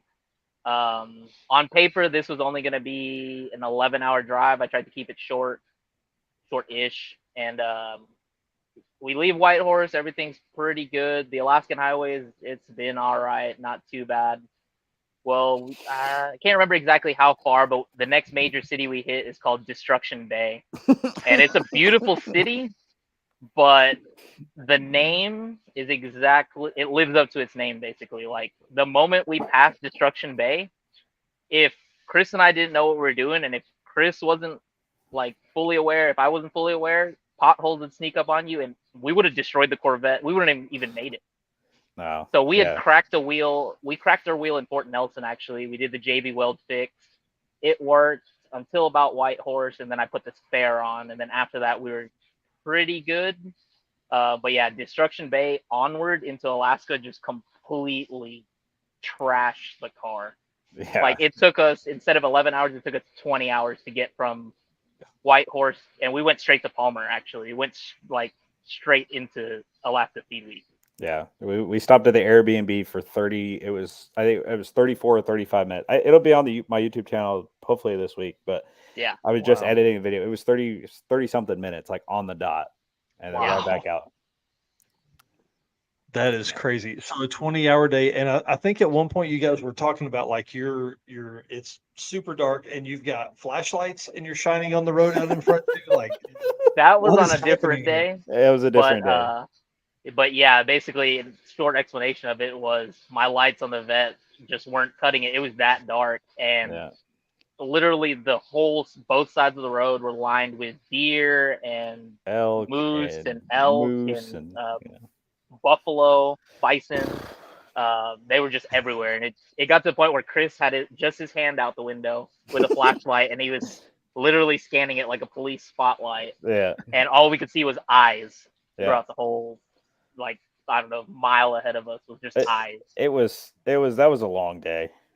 Very long. Really long. Yeah, night, morning. We watched the sun come up a bunch. Mm-hmm. So what do you do for 30 minutes at the Airbnb? Do you power nap? Do you shower? Do you? Yeah, essentially. Everything. Yeah. All Chris hopped in the shower. I took a nap. He woke me up when he came out. He took a nap while I took a shower, and then I came out and I was like, all right, we got to go because Tech is in like 15 minutes and we're 15 minutes away from the track. So, man, that's crazy. So, you plan 70 hours, you take 90 to get there. Like, that literally is an extra day, if not more. So when that's a lesson for people. If you're going take a trip that far, you may plan a little extra time because there's some stuff that's going to go on. I think Chris had said at one point you'd averaged 22 miles an hour for like 10 hours or something crazy. Yeah. That was right after Whitehorse. Yep. Man. I don't remember exactly how many miles of gravel we drove on, but it was a lot. Like, there was a lot of dirt roads. Yeah. It was enough. It was probably more than any other ZR1's gone, for sure. But it got to the point where the dirt and gravel roads were much nicer than the actual, like, asphalt cement roads. So wow.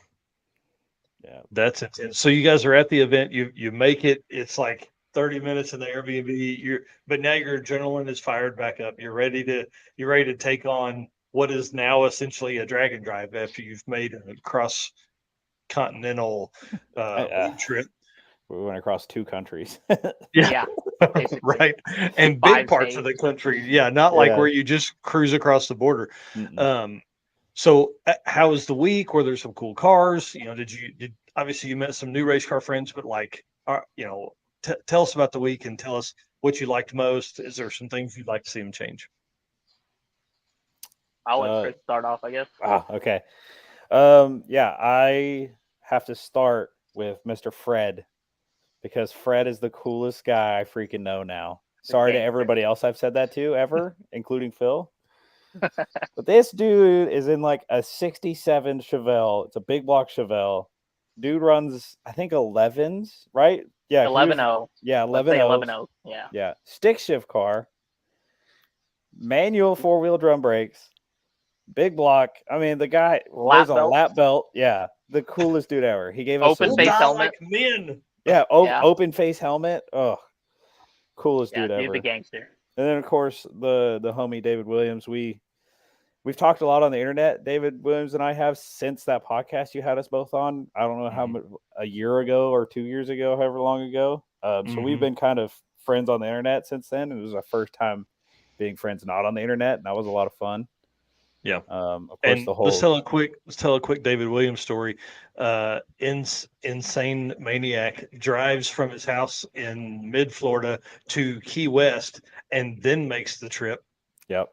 And then does the whole week, and then goes to Prudhoe Bay, and then does more shit in Alaska. Then comes home. Is he home? He's home. Yeah, he's home. Awesome. Yeah. I think he had like 7,800 miles or something crazy like that to start the week. It was pretty cool, and he was in a LS swapped turbo LS, like square body Suburban.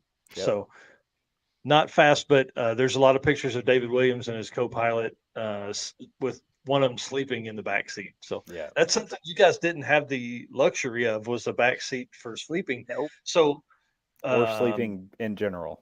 Yeah, I was going to say, that car is probably not. It's comfortable, I'm sure, but there's no real sleeping opportunities there because you guys have flashlights out the window watching for mule deer. You also can't lean the seats back. Yeah, they don't lean back. Yeah, so you sleep sitting up. Yeah. Oh yeah. So like I did a lot more sleeping on the trip than Phil did. But I probably because like you said, like most of your time is spent watching the road. That's why like I didn't edit a whole lot on the road either, because I couldn't. You just had to pay attention. There was potholes and whatever. And shout out to Phil for only hitting like 2 potholes the entire trip. Yeah, 2 out of like 4 million. Yeah, literally 4 million. We passed potholes that were as big as the damn car was. Like just. I don't know if they've gotten to the picture yet of the pothole we passed that I stood by. So was there a lot of traffic, and were people swerving around, or were people just going through them, or? No, so surprisingly, there's little to no traffic on the Alcan.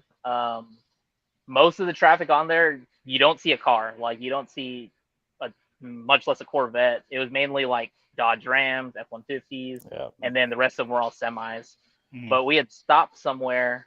We got some really good cinnamon buns, and the lady had said, watch out for semis, because when they're coming towards you on the gravel roads, they'll throw up rocks, and she had her driver's side window busted out. So what we started doing was, whenever we could see a semi about a quarter mile up the road, we would dip the Corvette nose first into a ditch. I'd roll the driver's side window down, and we'd let it pass. Like, I didn't care if I got pelted with rocks in the face. I just didn't want my window getting busted out. Yeah, that'd have been way worse. I think there was a post maybe that you had made about these guys had never seen like a 22-inch wheel, so who knows how long it would have taken you to get a Corvette driver's side window. Right. Exactly. Yeah. Right. So did you guys take turns driving, or Phil, did you drive the entire time? I drove the majority of the time. The one I let Chris drive on one stint. I just enjoy driving, so the time Chris drove, he drove for about 7 hours, I'd say, but I was 30 hours in on that trip, like by myself, and I was like, I could probably keep going, but we're like 8 hours away from our destination. I was like, it'd be better if Chris drove, because I'm not trying to kill us driving 40 miles straight, or 40 hours straight. Sorry. Yeah, Phil doesn't trust me with his car, if you couldn't tell. I just like driving, man. No, we're both that kind of same way, because like he does all of his DragNDrives by himself mostly. And I also do all of my DragNDrives pretty much by myself. So we're both super used to driving for extended periods of time by ourselves. and neither one of us cared who drove. So Phil was like, I'm cool driving. I'm like, I'm cool napping. So whatever, man. Like, Yeah. Well, I mean, the idea behind it was Chris could knock out work while I was driving. I was, looking out for him at the same time, and then at the same time, I just like driving that much. So right. yeah, at the end of the day, it worked out. What I heard, Mike, is there's 2 open seats and 2 vehicles, and there's 2 of us. Yep. That's true. Yeah, I'm in. This is true. Don't you threaten me. That's cool. So, all right. So, sorry. Back to topic there. I'm loving the story. So, David Williams, you see David first time you guys are hanging out in person. Let's go into the week of DragNDrive racing in a part of the country that's never seen one. There you go, Phil. It was fun. Yeah. We didn't know what to expect. I had told Chris on the way up, I was like, I'm expecting it's either going to be really slow cars or really fast cars, and we're just going to be that in between. And it actually ended up being a combination of both. Not calling anyone slow, but it was a good mix of anywhere from 10-second cars, 11-second cars to 13, 14, 15-second cars. It was a pretty good and diverse group. We met a lot of super cool people. We were the only, me, Chris, and David, and the rest of David's crew. We were the only ones from the lower 48. Yep. Oh, So wow, that's cool. It was one of those deals that I was like, they're either gonna just shun us and hang out amongst themselves. We're gonna be by ourselves. I didn't know what to expect, and it ended up everyone was super cool. Super cool. Took us to places that I don't think we would have seen if we had done it on our own or as a tourist. We got to see little towns that weren't even on the route, so to say. They took us pretty much everywhere. We got a really good taste of Alaska and what they're all about. Yeah, they definitely treated us right for sure. Like we did all sorts of cool stuff. Like we went shooting, we saw a glacier, we went out to eat good places. There was this dude named Shaggy who tried to kill us on his side-by-side, and then all sorts of stuff. But they Top really 5 were sketchiest moments. Oh yeah, for sure. It was hectic. And where was that at?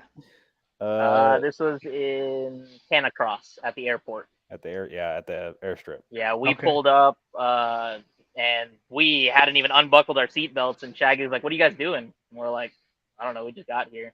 And he pulls up in his 4-seater Razor 1000 turbo, and he's like, "Hop in." And we're like, "All right." Didn't know what to expect. I thought we were just gonna rip it down the runway. Takes us down. Yeah, well, we did, and then we take this hard left turn into the forest, and I'm talking about trees like a foot on each side, like trees just lining for I don't know. It felt like 20 miles, but it was probably like 2. Yeah. And we're going 80 miles per hour, 80, 85 miles per hour, full speed, hitting jumps, hitting bumps. Just the whole time in my head, I was like, trees don't bend, trees don't bend, trees don't bend. But I don't think I'd trust anyone else doing that. I couldn't trust myself doing that for sure. But shout out to Shaggy for showing us a good time. This local guy's good to go. Yeah. And that's crazy.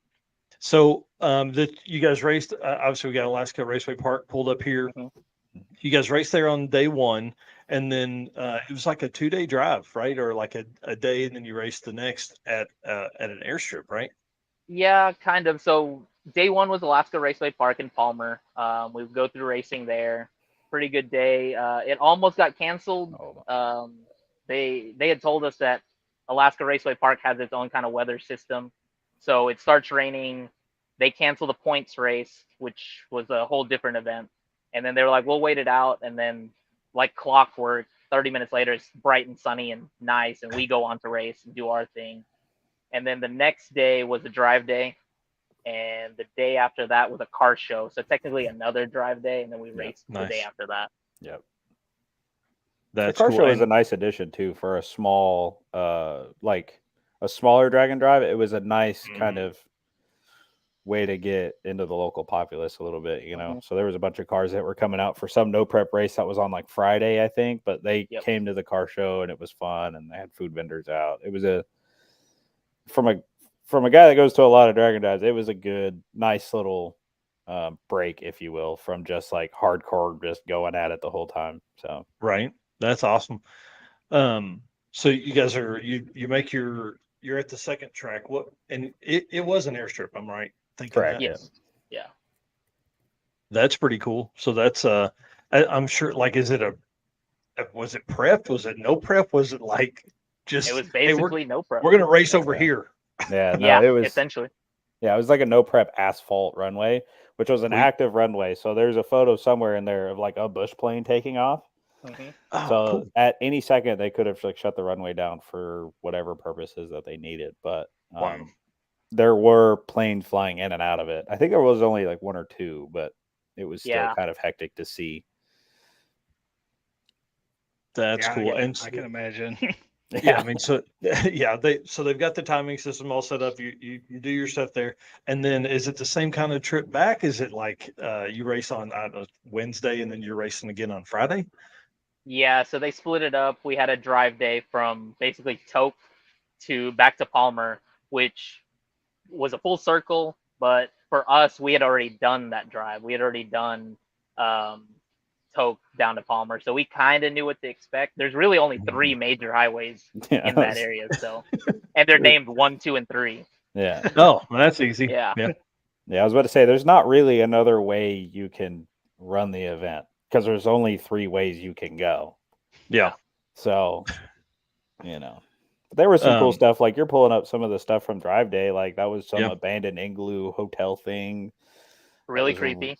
Super Yeah. creepy, riddled with asbestos. We're probably gonna die soon, but it'll be worth it. It'll be a while, I'm sure. It'll be fine. It'll be more there. painful, but it'll be a while. Yeah. We'll have to call the number on the commercials. Right.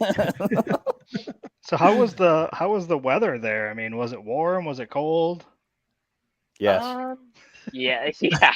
Basically, it was. Both. I mean, it was short and t-shirt weather. Really, during the day. At night, it got kind of cool. Luckily, I think we had hoodies, and there are parts where you'll see me in pictures wearing a hoodie and shorts, Yeah. which is probably goofy, but I had one in my trunk and I put the hoodie on because it was that cold. So Yeah.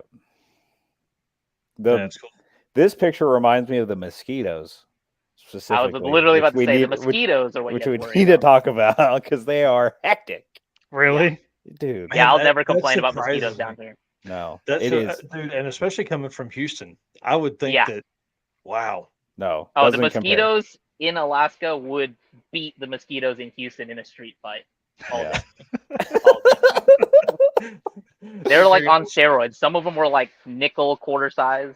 Yeah, Like they were gnarly. and they have numbers, folks. They are like hundreds of them. Yeah.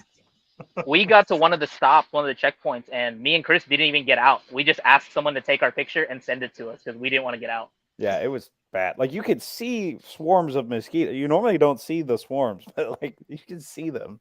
There's probably 100 of them in my dash because we would just like dude. smack them against the windshield and then just like push them into the dash. So yeah.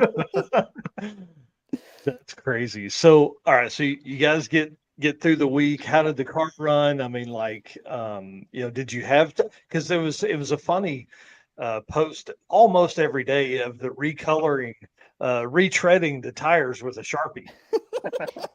So did the tires make the week? How'd you handle the tire situation? The tires, so I put the spare on, and the spare was a brand new wheel, but the tire was from 2009, and we rolled on that for a pretty good chunk from Canada into Alaska, and then it finally blew the sidewall out on like day 6, maybe day 5. It was 5 or 6. It was towards the end. Yeah, I had done allegedly a couple burnouts on them. But yeah, other than that, the tire situation was it wasn't that bad. No. They made it all the way to, so I got the tire from the other wheel. Basically, the tires I came in on, those lasted until like day 2 or 3 of Rocky Mountain Race Week, but they were like slicks, and I was painting tread on, drawing tread on, using silicone, whatever I could, Yeah. mainly for comedy purposes, but it was sketchy. Well, I enjoyed it. It was fun. So I must have got my days mixed up. I thought you were on the way in on those tires, but that was actually No. afterwards.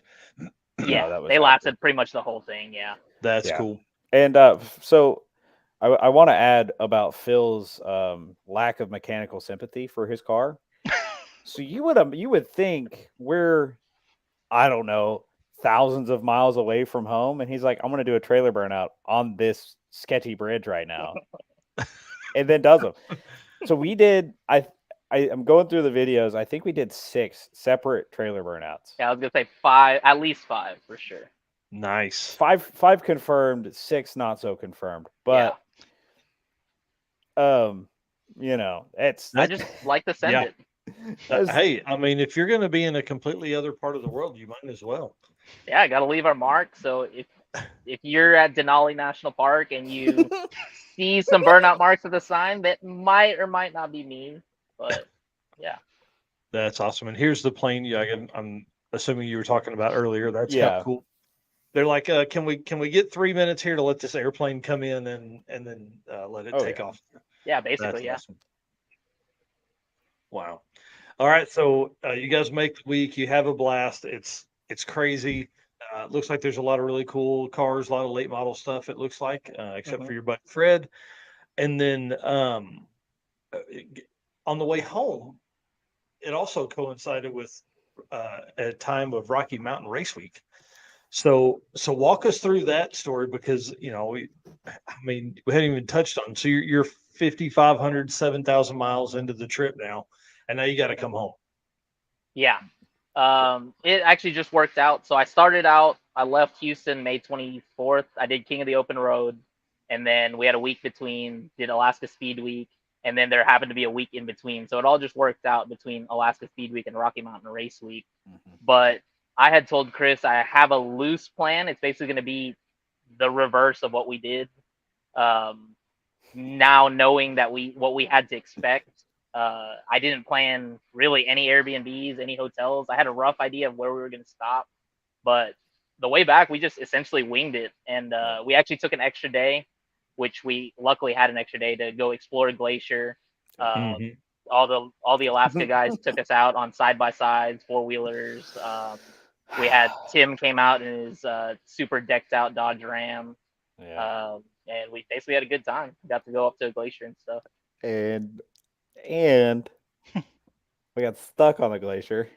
Oh yeah, we did get stuck on a glacier because our dummy selves decided to jump over to it. Yeah. And then the piece that we jumped on floated away into Narnia. And so I don't know if there are any I haven't posted any of the pictures yet. I actually forgot, but I have pictures of us getting rescued by our friends using ropes and side-by-sides and winches. Like you jumped out onto it and then it took off. Yeah. We jumped out onto a stationary part, and the part that we used to hopscotch over, that part floated away. Oh, so our bridge left. So we didn't have there was no more floating pieces of ice that we could jump on to make it a not wet trip on the way back. And that water was it was freezing, stupid cold. Deep. Very deep. It's hard to explain how deep it is. I try to explain it, but we were on the ice rock piece and you look down and you're like, that's really deep. But then you realize that the bottom of the glacier is twice the size of the piece you're standing on. Yep. Wow. So it had to have been 10, 15 feet deep down there. Minimum in a flowing piece of water just on There's next Tim's to a truck glacier. right there.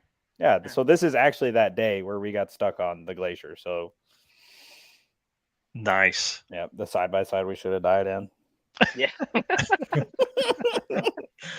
That dude's hectic. I think that describes that dude very well. But just everywhere. But I got stuck on the glacier that day. We had that extra day, and then I'm trying to think about the trip back. The trip back was much more difficult than the trip there, on us, I think. Yeah, I think it was a combination of us just ready to be stateside.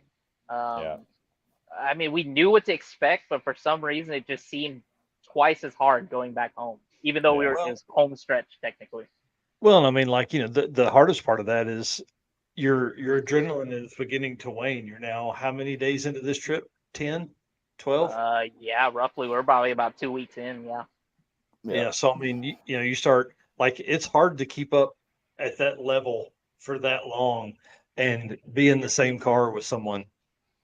Yeah, I would only imagine.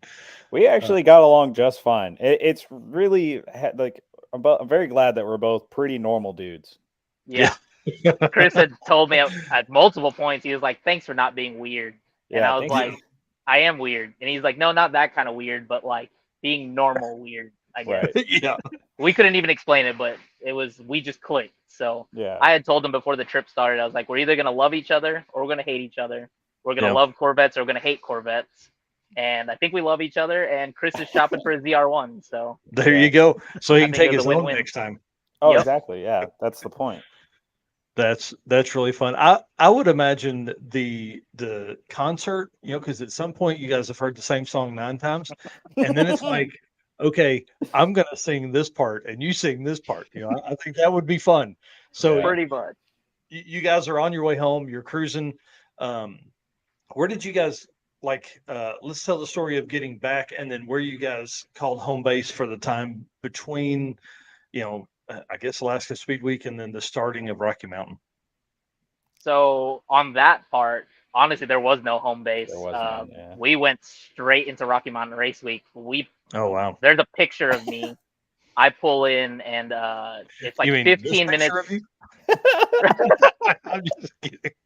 It was like 15 minutes before tech closed, and I pull in and I can't read instructions. I'm pretty dumb, so I pulled in front of everybody, in front of the stands, and I just stopped. And I'm like, screw this, I'm gonna walk back and see where I'm supposed to stop. And Matt goes, are you lost? And yeah, I teched in like literally in front of, I don't know, 500 people. Yeah. Nice. Yeah. So we didn't really have a, I guess, home base. We stopped back in Denver and picked up Nick, and we caravaned together onto Kearney. Mm-hmm. Wow. Yeah. The trip back was definitely harder than the trip there. We also got pulled over on the trip back in Canada. Oh, yeah. Which is the only time we got pulled over, surprisingly enough, from all the shitbaggery that we did. Yeah. And it was over the trailer not having a tag, if I remember correctly. Yeah. What? It was, I think that was his, like, what is it? Probable cause, I guess, to pull us over. And in reality, he just wanted to pull us over because he had a C6 himself and he had never seen a Corvette, much less a Corvette pulling a trailer at 3 a.m. or 4 a.m, whatever time it was. Yeah. Because we had decided to change it up on the route home. Instead of going through Calgary, we went through Edmonton instead, and that's where we got pulled over, was Edmonton. Yep. So was he cool and just hung out, or? Yeah, he was super cool. I thought he was gonna give us a hard time, but yeah, he was super cool, and he pulled us over like literally 5 feet from our hotel. We were about to pull in, and I was like, "Who's this guy riding on my ass?" I was about to peel off, and he lit me up right when I was about to drop a gear and just take off, because I thought it was just someone being annoying. But yeah, luckily I didn't, or else I'd be in Canadian prison right now, probably. Probably, yeah. Yeah, and then the only other real highlight, I think, from the trip home, I guess, would be like the border guy making you rev your car. Not making you, but encouraging. In order to let us through, he was like, this thing loud or something like that. And I was like, well, it's in quiet mode. So he's like, take it out of quiet mode. Yeah, he's like, let's hear us sing, man. Rev it up. We're like, okay. Yeah. The moment I revved it, I was like, oh, they're going to arrest me right here on the spot. Yeah. It's a trap. And no, he was just like, all right, have a nice day. See ya. Yeah, they all laughed. They're like, it's super cool. Little did they know we had a kilo of Coke in there. in the mini me bit. I guess our only issue was we did have to have the tires flipped. Oh, yeah, that too. We had done our 37-hour stint from Palmer to Whitehorse. Come to find out, Whitehorse only has like 3 tire shops, and 2 out of the 3 said no to flipping the tires. Yeah. The third one was finally like, whatever, we'll do it. Yeah. So we had the tires flipped inside out to have more tread. So the bald side was on the outside because my camber was kind of messed up with the trailer and stuff. So yeah, we met another DragNDriver there. Yep. I don't know how to pronounce his real name. I believe they call him Rovik. Oh yeah. but he's got that. I think it's a Buick, right? Yeah, the yellow Buick. The yellow Buick. Olds. That's what it is. Yeah, Oldsmobile. Olds. Yeah. Yeah. So he kind of chaperoned us and whatever that was, White Horse. Yeah. Got the tire fixed and all that other stuff. So we appreciate him helping us out. Yeah, shout out to him for helping us out. Yeah, Rovic is so cool. Yeah, Rovic. Yeah. So and then we also met Steve. Steve with the Celica. He's got the Celica. Steve the Wolf. 6 second Celica. Yeah, no, not Steve Wolf. Steve Wolf is cool too. Yeah, Steve Wolf's cool as shit.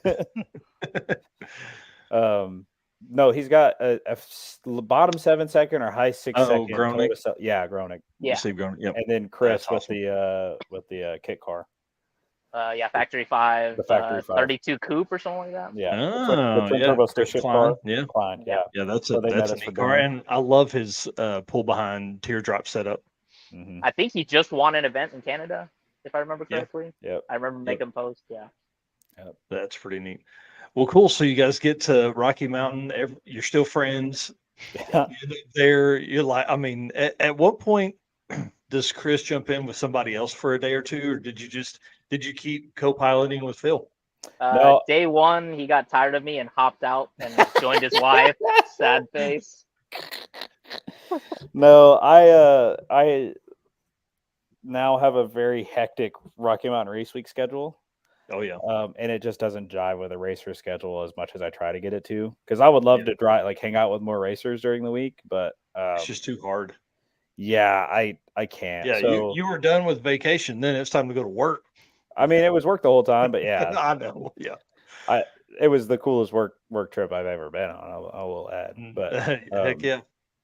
Yeah, it was kind of the same deal at Speed Week as well. Like day one of Speed Week, I was kind of like, all right, Phil, you're on your own. I have a job to do. So got stuff to do, got pictures taken, edit, and all that kind of stuff. That's really cool. We kind of just did our thing and then regrouped at the end of the day. So it worked out. Again, because we're both so used to doing it on our own. So like Phil's like, he's kind of OCD. Love the guy to death, but he's just like, don't touch my stuff. I know where it's at. I'll just do it. And I'm like, okay, I have other stuff to do anyways. So but yeah, so I shot first Sick the Mag that week. So I lied. There will be more Alaska Speed Week photos that come out because whenever the magazine gets published, I'll be able to publish all the photos that I took. That's cool. But so back to Rocky Mountain Race Week. No, I had to go straight to work essentially because we rolled in pretty late. So I think even seeing you guys, I was kind of just like, hi, I gotta go. Like, oh yeah.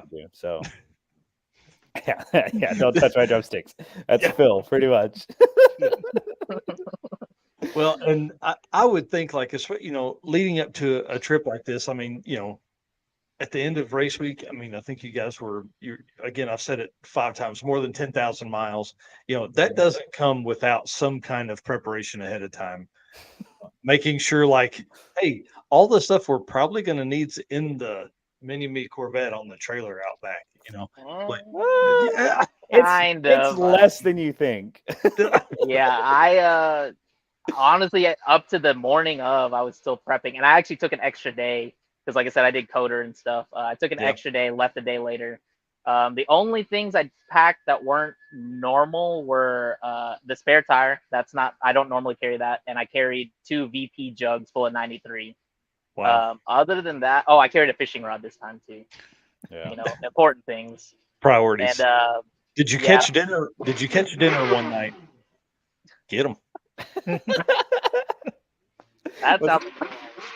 But was that Adam? I think so. Oh, he lives in Owasso, so. Sorry, mutual friend. Yeah, so I didn't prepare anything really extra. Everything was what I usually have in here, which is my drag radials, my jack, fluids, tools, stuff like that. But other than that, I didn't know what to expect. And it ended up working out. Now I do know what to prepare for: cracked wheels, stuff like that. But I really didn't know what to expect. So the next time you go on a trip that big, will you run like a 17 with some sidewall or? So I bought a set of C6 Z06 OEM 19s. I'm gonna try that out. And if not, I'm gonna try and get another set of 18s. But I think the lesson learned here is that I do need some sidewall. 25 series just ain't gonna cut it. Yeah. So for everybody else that's gonna do this trip, and if you don't do it for Alaska Speed Week, you should do it for yourself. Steel wheels, a car you don't really care about, and a car you can camp in. because Oh yeah. all those outlook, like all those beautiful places where the cars pose and there's nobody else around, like there's generally a pull off and you can just camp there, just hang out, Yeah. sleep there. Nobody cares. You're not going to Just see anybody throw- for hours. Throw a pop-up tent up and Yeah. get you about 3 hours of sleep. Yeah. Oh, absolutely. And then wake up to the most beautiful scene you've ever seen in your life. Man, that's awesome. Yeah. Red Hat Scotty's got a great question here. I see Chris is wearing the Questionable Performance Solutions shirt. So shout out to Red Hat Scotty and his team. Yeah. I'm going to say from Coder to Rocky Mountain Race Week, how many times did you change the oil? I changed it 3 times. So I changed it right between Coder and when we left for Alaska Speed Week. I changed it at Alaska Speed Week at the airstrip. And then I should be changing it right now. So technically 2 times, I guess. But I brought an oil pan. I brought 11 quarts of oil. And I brought 3 oil filters. Sorry. Yep. Yeah. Wow. So I'm prepared. I was prepared to do 3 oil changes. Yeah, that's pretty cool. So you guys get done with Rocky Mountain. Everything goes great. You see each other. You give a big hug. Was that how hard was it to be apart for the first day or 2? I cried myself to sleep. Yeah, same. I really miss my good buddy Phil. It wasn't bad. I guess a normal. I just went back to doing my own thing, like by myself, and we'd see each other at the race, like in between. Like, I guess that's going to Rocky Mountain was probably a good thing because then, Chris is off doing his thing. He's staying with his wife, things like that, and then you're kind of racing your deal. So that gave you like a week of like, hey, we'll still get to see each other. I would think you probably would have missed each other, on some level at that point. You're like, man, he's not going to ride with me for 12 hours today, Yeah, in a way, it was different not having a passenger. Like, I guess that's the biggest thing is just not having anyone to talk to, really, which sounds like I'm a loser, but that was the only change. Yeah. But we ended up just seeing each other, cruising with different people, and Rocky Mountain Racing is a great time. I love the atmosphere, love the family feel of it. So yeah. So now you're back home. Well, I'm not home yet. Yeah, I was gonna say you're still not home. I'm still not home. Yeah. So when will you be back in Houston? So I was supposed to be home yesterday. So I'm a detailer by profession, I guess. And I used to live in Tulsa, have customers, but I haven't advertised anything, and people have been hitting me up to do cars, and I'm like, all right, I have time, I can do it. And it's just I can't say no, really. And so I'm here for probably another week, I'd say. And then I actually do have to go home because I've got customers down south at my shop that are waiting for me too. So Michael, so I'm not actually home. Right. Michael Richardson has a good question. He said, will the ZR1 get washed before 2.0? And I did wash it the other day, right? Yeah, it's getting a deep clean when I get home. I've been holding off because I want to be able to have it at my shop in a controlled environment, atmosphere, and I want to be able to take videos and all that stuff. I could do it now, and it does bug me a little bit, but it is what it is. I've actually got a ZR1 on the other side of the camera right now that I'm paint correcting while mine is crying for help. So nice. Yeah, I was gonna say I saw one of your pictures the other day. It was like a super nice blue Corvette. Yeah. Looks great, and then yours is just in the back. And I could think of people that had made comments like, "Hey, when's that one in the back getting washed?" Yeah. Yep. So, He did a black one the week before that too.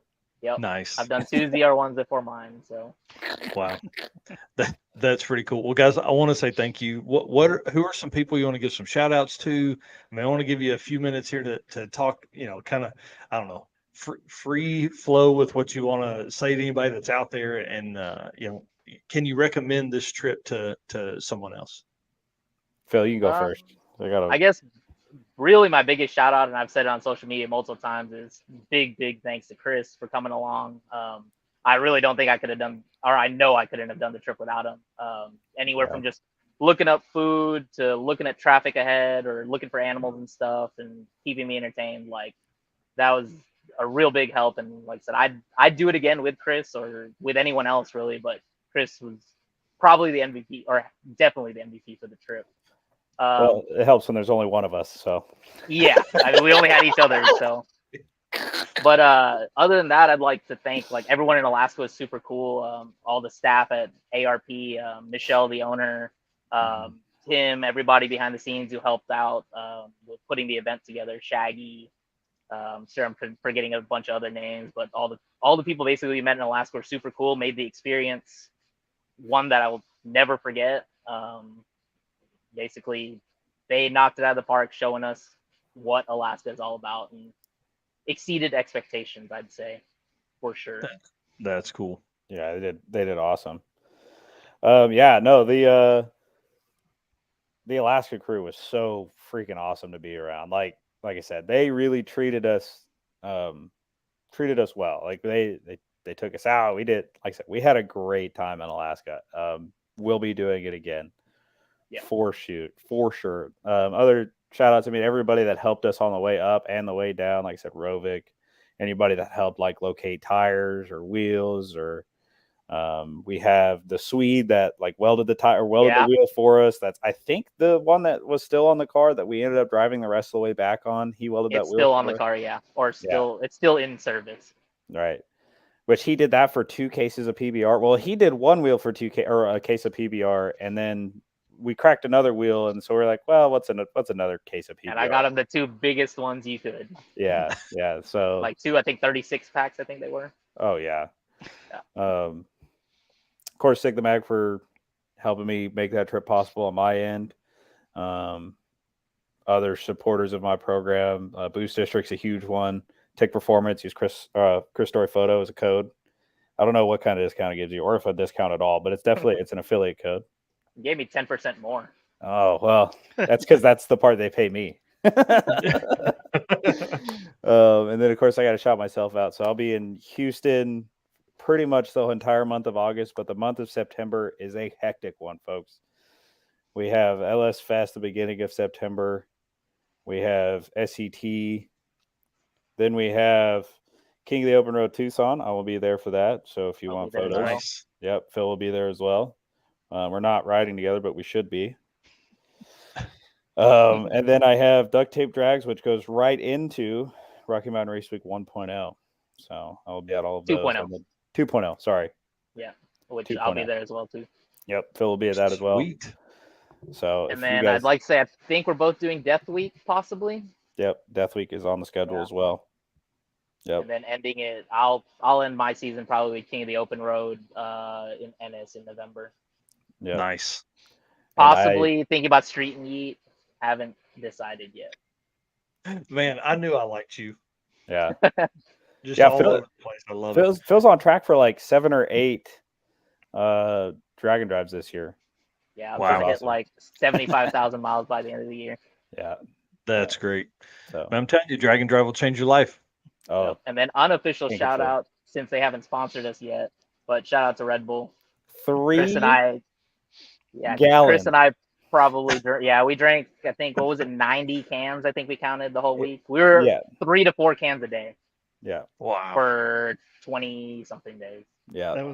That was actually one of the questions I had written down here to ask before we left was how many energy drinks you guys went through. Oh yeah, a lot of drank Red Bull, Ghost, Monsters, you name it. We drank it. Yeah, Red Bull really owes me something after that. Yeah, we got to the point where TMI, but we were like, "Hey, I'm peeing fluorescent yellow. Is that normal?" Yeah, we had we had a conversation. I was like, "Hey, man, I got a question for you." So it did get weird. It depends on what you call weird.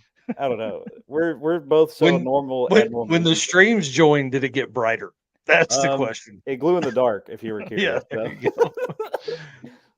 So a couple other questions here I'll ask before we end it. But gas station snacks. Do you guys bunch of snacks throughout the day or what? Go ahead.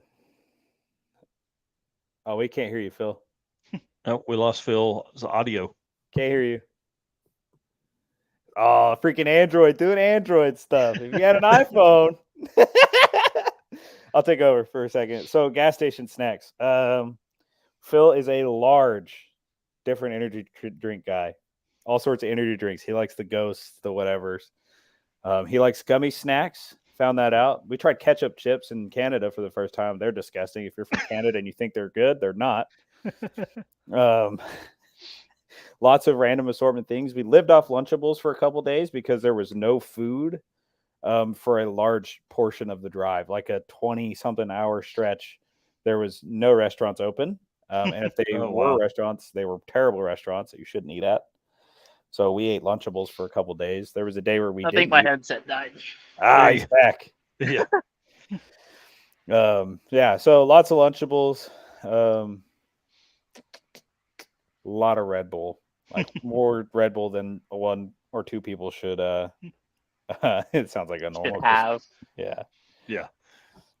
Yeah, we had a bunch of I think he said ketchup chips, Canadian Cheetos, which are cheesies. Those are really good. Cheesies are the shit. A little bit of every beef jerky, elk jerky, venison jerky, moose sticks. They sent us home with moose sticks and reindeer sausages. Yeah, so I got a real fast. Freaking Cameron gave us some reindeer glizzies, and they're the best damn reindeer glizzies, or they're the best glizzies, period. Yep. But they were delicious, man. I don't know. We had a lot of different things up there. Like some of the Alaskan locals would be like, "Here, eat this." I'm like, "What is it?" They're like, "It's a bear." I'm like, "Yeah, okay, sure, okay, I'm in." Well, fuel. How much fuel did you burn through? Yes, all of it. Yeah. I haven't calculated. I do need to calculate it, just because I'm curious. We stopped a lot, and fuel, by the way, in Canada is crazy expensive. More expensive than diesel is. Yeah, really? There was one place where we filled up, and it was $8 a gallon. Because they measure it in liters, and yeah, the conversion was about $8 a gallon. So I don't know exactly how many times we stopped, but we stopped a lot. I got about 250 miles, 300 miles to the tank. So yeah, I think I did the calculation on that big sappy Facebook post that I made just based off of the mileage and how many miles we got per tank. But it was somewhere in the realm of like 400 gallons of fuel or 450 gallons of fuel. That's crazy. That's so cool. Yeah. All right, last question. This is for you, Chris. Oh, good Lord. Podcast coming soon? Podcast coming soon, folks. I've been silently working in the background. Look for the first episode. I'm going to drop it on New Year's Day. So 1 January, 12:01 or 001 in the morning, I will be posting it. We're going to start kind of slow, about one a month, because they're going to be in person and very, very long format. And it's just people I'm interested in. So it's not necessarily only Dragon Drivers, but also whatever else. I have other facets of life that I enjoy, you know, photography, car racing. Well, I guess that kind of has to do with Dragon Drive, but I'm into a bunch of crazy stuff. So just whatever I'm into, we're going to do. And then I have a very, very hectic schedule coming up. So be on the lookout for some of those events, because I will probably be at an event that you're going to be at. So we should hang out. Yep. And be exciting. Yeah, follow everything Chris Story Photo or just Chris Story on Facebook. Have you come up with a name yet, or is that secret until it drops? It's I have a few good ones, but I'm open to everything. I haven't made any of the graphic art yet, and I won't until probably November, because I haven't nailed down a name yet. So if you have a suggestion, shoot me a message. And then, yeah, like he said, Chris Story Photo with everything, just like it's spelled here, YouTube, or not Facebook, but YouTube, Instagram, TikTok, Twitter, all of it. It's all Chris Story Photo. So, and I'm still uploading Alaska Speed Week videos because I have other stuff going on, and YouTube doesn't take priority quite yet. So they will be coming out as I get the time to edit them. So awesome. Well, y'all, thank you so much for hanging out tonight. I really do appreciate it. We're going to take this bit of interview and cut it down. It's going to be a standalone video that will most likely drop Saturday or Sunday. So if you guys just want to hear the buttery, sweet voices of Phil and Chris, you'll be able to do that as well. So guys, thanks a bunch. Appreciate it again. And we'll very soon. We'll see you at Race Week. Later, man. Sounds good. I'll be see y'all. Coming out. Can't miss Demir. So thanks, Dano. All right, guys. See ya. Later, guys. Dude, how cool, man. That was a lot of fun. I love those guys. They are awesome. Chris Story is awesome. He's one of my favorite people in all of the automotive, I don't know, addiction or automotive world. I like him a bunch. Guys, I want to say thank you for hanging out tonight. We, can't do this without all of you guys doing this and making comments. We had a lot of good stuff tonight. Eric kept us busy with of it on the screen, with people's comments and things like that. And if you want to say stuff in the comment section of this video, if you're watching it later, appreciate that. And the plan is for this to be dropped as the podcast on Friday morning at 10 a.m. But what you guys are going to see moving forward is I will be taking segments of each of these and making them standalone videos, because a lot of times it is hard to spend 2.5 hours watching us live or going back and watching it later. What I find is I enjoy the video streams like this if I can catch them, but if not, I'm generally a podcast listener. So that's kind of where we flip it and go into that. And again, you can find that on all of your favorite podcast apps, or you can just tell Alexa, hey, Alexa, play DragNDrive Addiction podcast, and she'll pull it right up and play you our most recent episode. Again, this one will be Friday morning at 10 a.m. And then we will have the DragNDrive news live Saturday morning at 9 a.m. Eastern. And then I'll drop that as a video or as a podcast on Monday morning, generally around 9 or 10. So a lot of stuff. I'm getting into a rhythm with my full-timeness. It has been, what's wild is the amount of stuff that I'm doing, and the timeline that goes along with that. Like, I've worked at Steven's shop a couple days now this week, and you turn 3 or 4 hours into, and then running home and trying to figure out how to also get into work and do all the stuff that I need to do for you guys. So getting a good rhythm put down for that. And, of course, being sick last week did not help. So yeah, I think you mentioned it in one of your posts. Time management is going to be a big thing, and you'll figure it out. I mean, it's been what, 2 weeks, 3 weeks now? Yeah, really. So 3 weeks, and then a week of that I was sick, and one of the other weeks I was at Midwest Drag. So I mean, really, I've only had a week of time to try and sort how my typical schedule will be. So we're going to get better at that, and who knows, in the next 2 or 3 weeks, I ought to have a pretty good rhythm down. And I'm excited to be able to turn out so much more content for you guys. These episodes will provide us with, 10 or 15 more videos than we would normally have, plus all of the stuff that I've been taking that I haven't had time to edit. I can now go back through and do all of that. I've got stuff from Sick Week I've never turned out. I've got stuff from King of the Open Road I've never released. Rocky Mountain Race Week was pretty small recording stuff, but a lot of stories that will come from that. And then, of course, Midwest Drags, were there helping the Summit Racing team get some content, and then come back and be able to tell a lot of stories from there. So, all right, guys, thanks a bunch. 2 hours, 17 minutes. That's probably enough for this one. We will see you on Saturday morning at 9 a.m. Eastern for the DragNDrive news, and got a lot of fun updates coming with that too. So see you guys. See ya.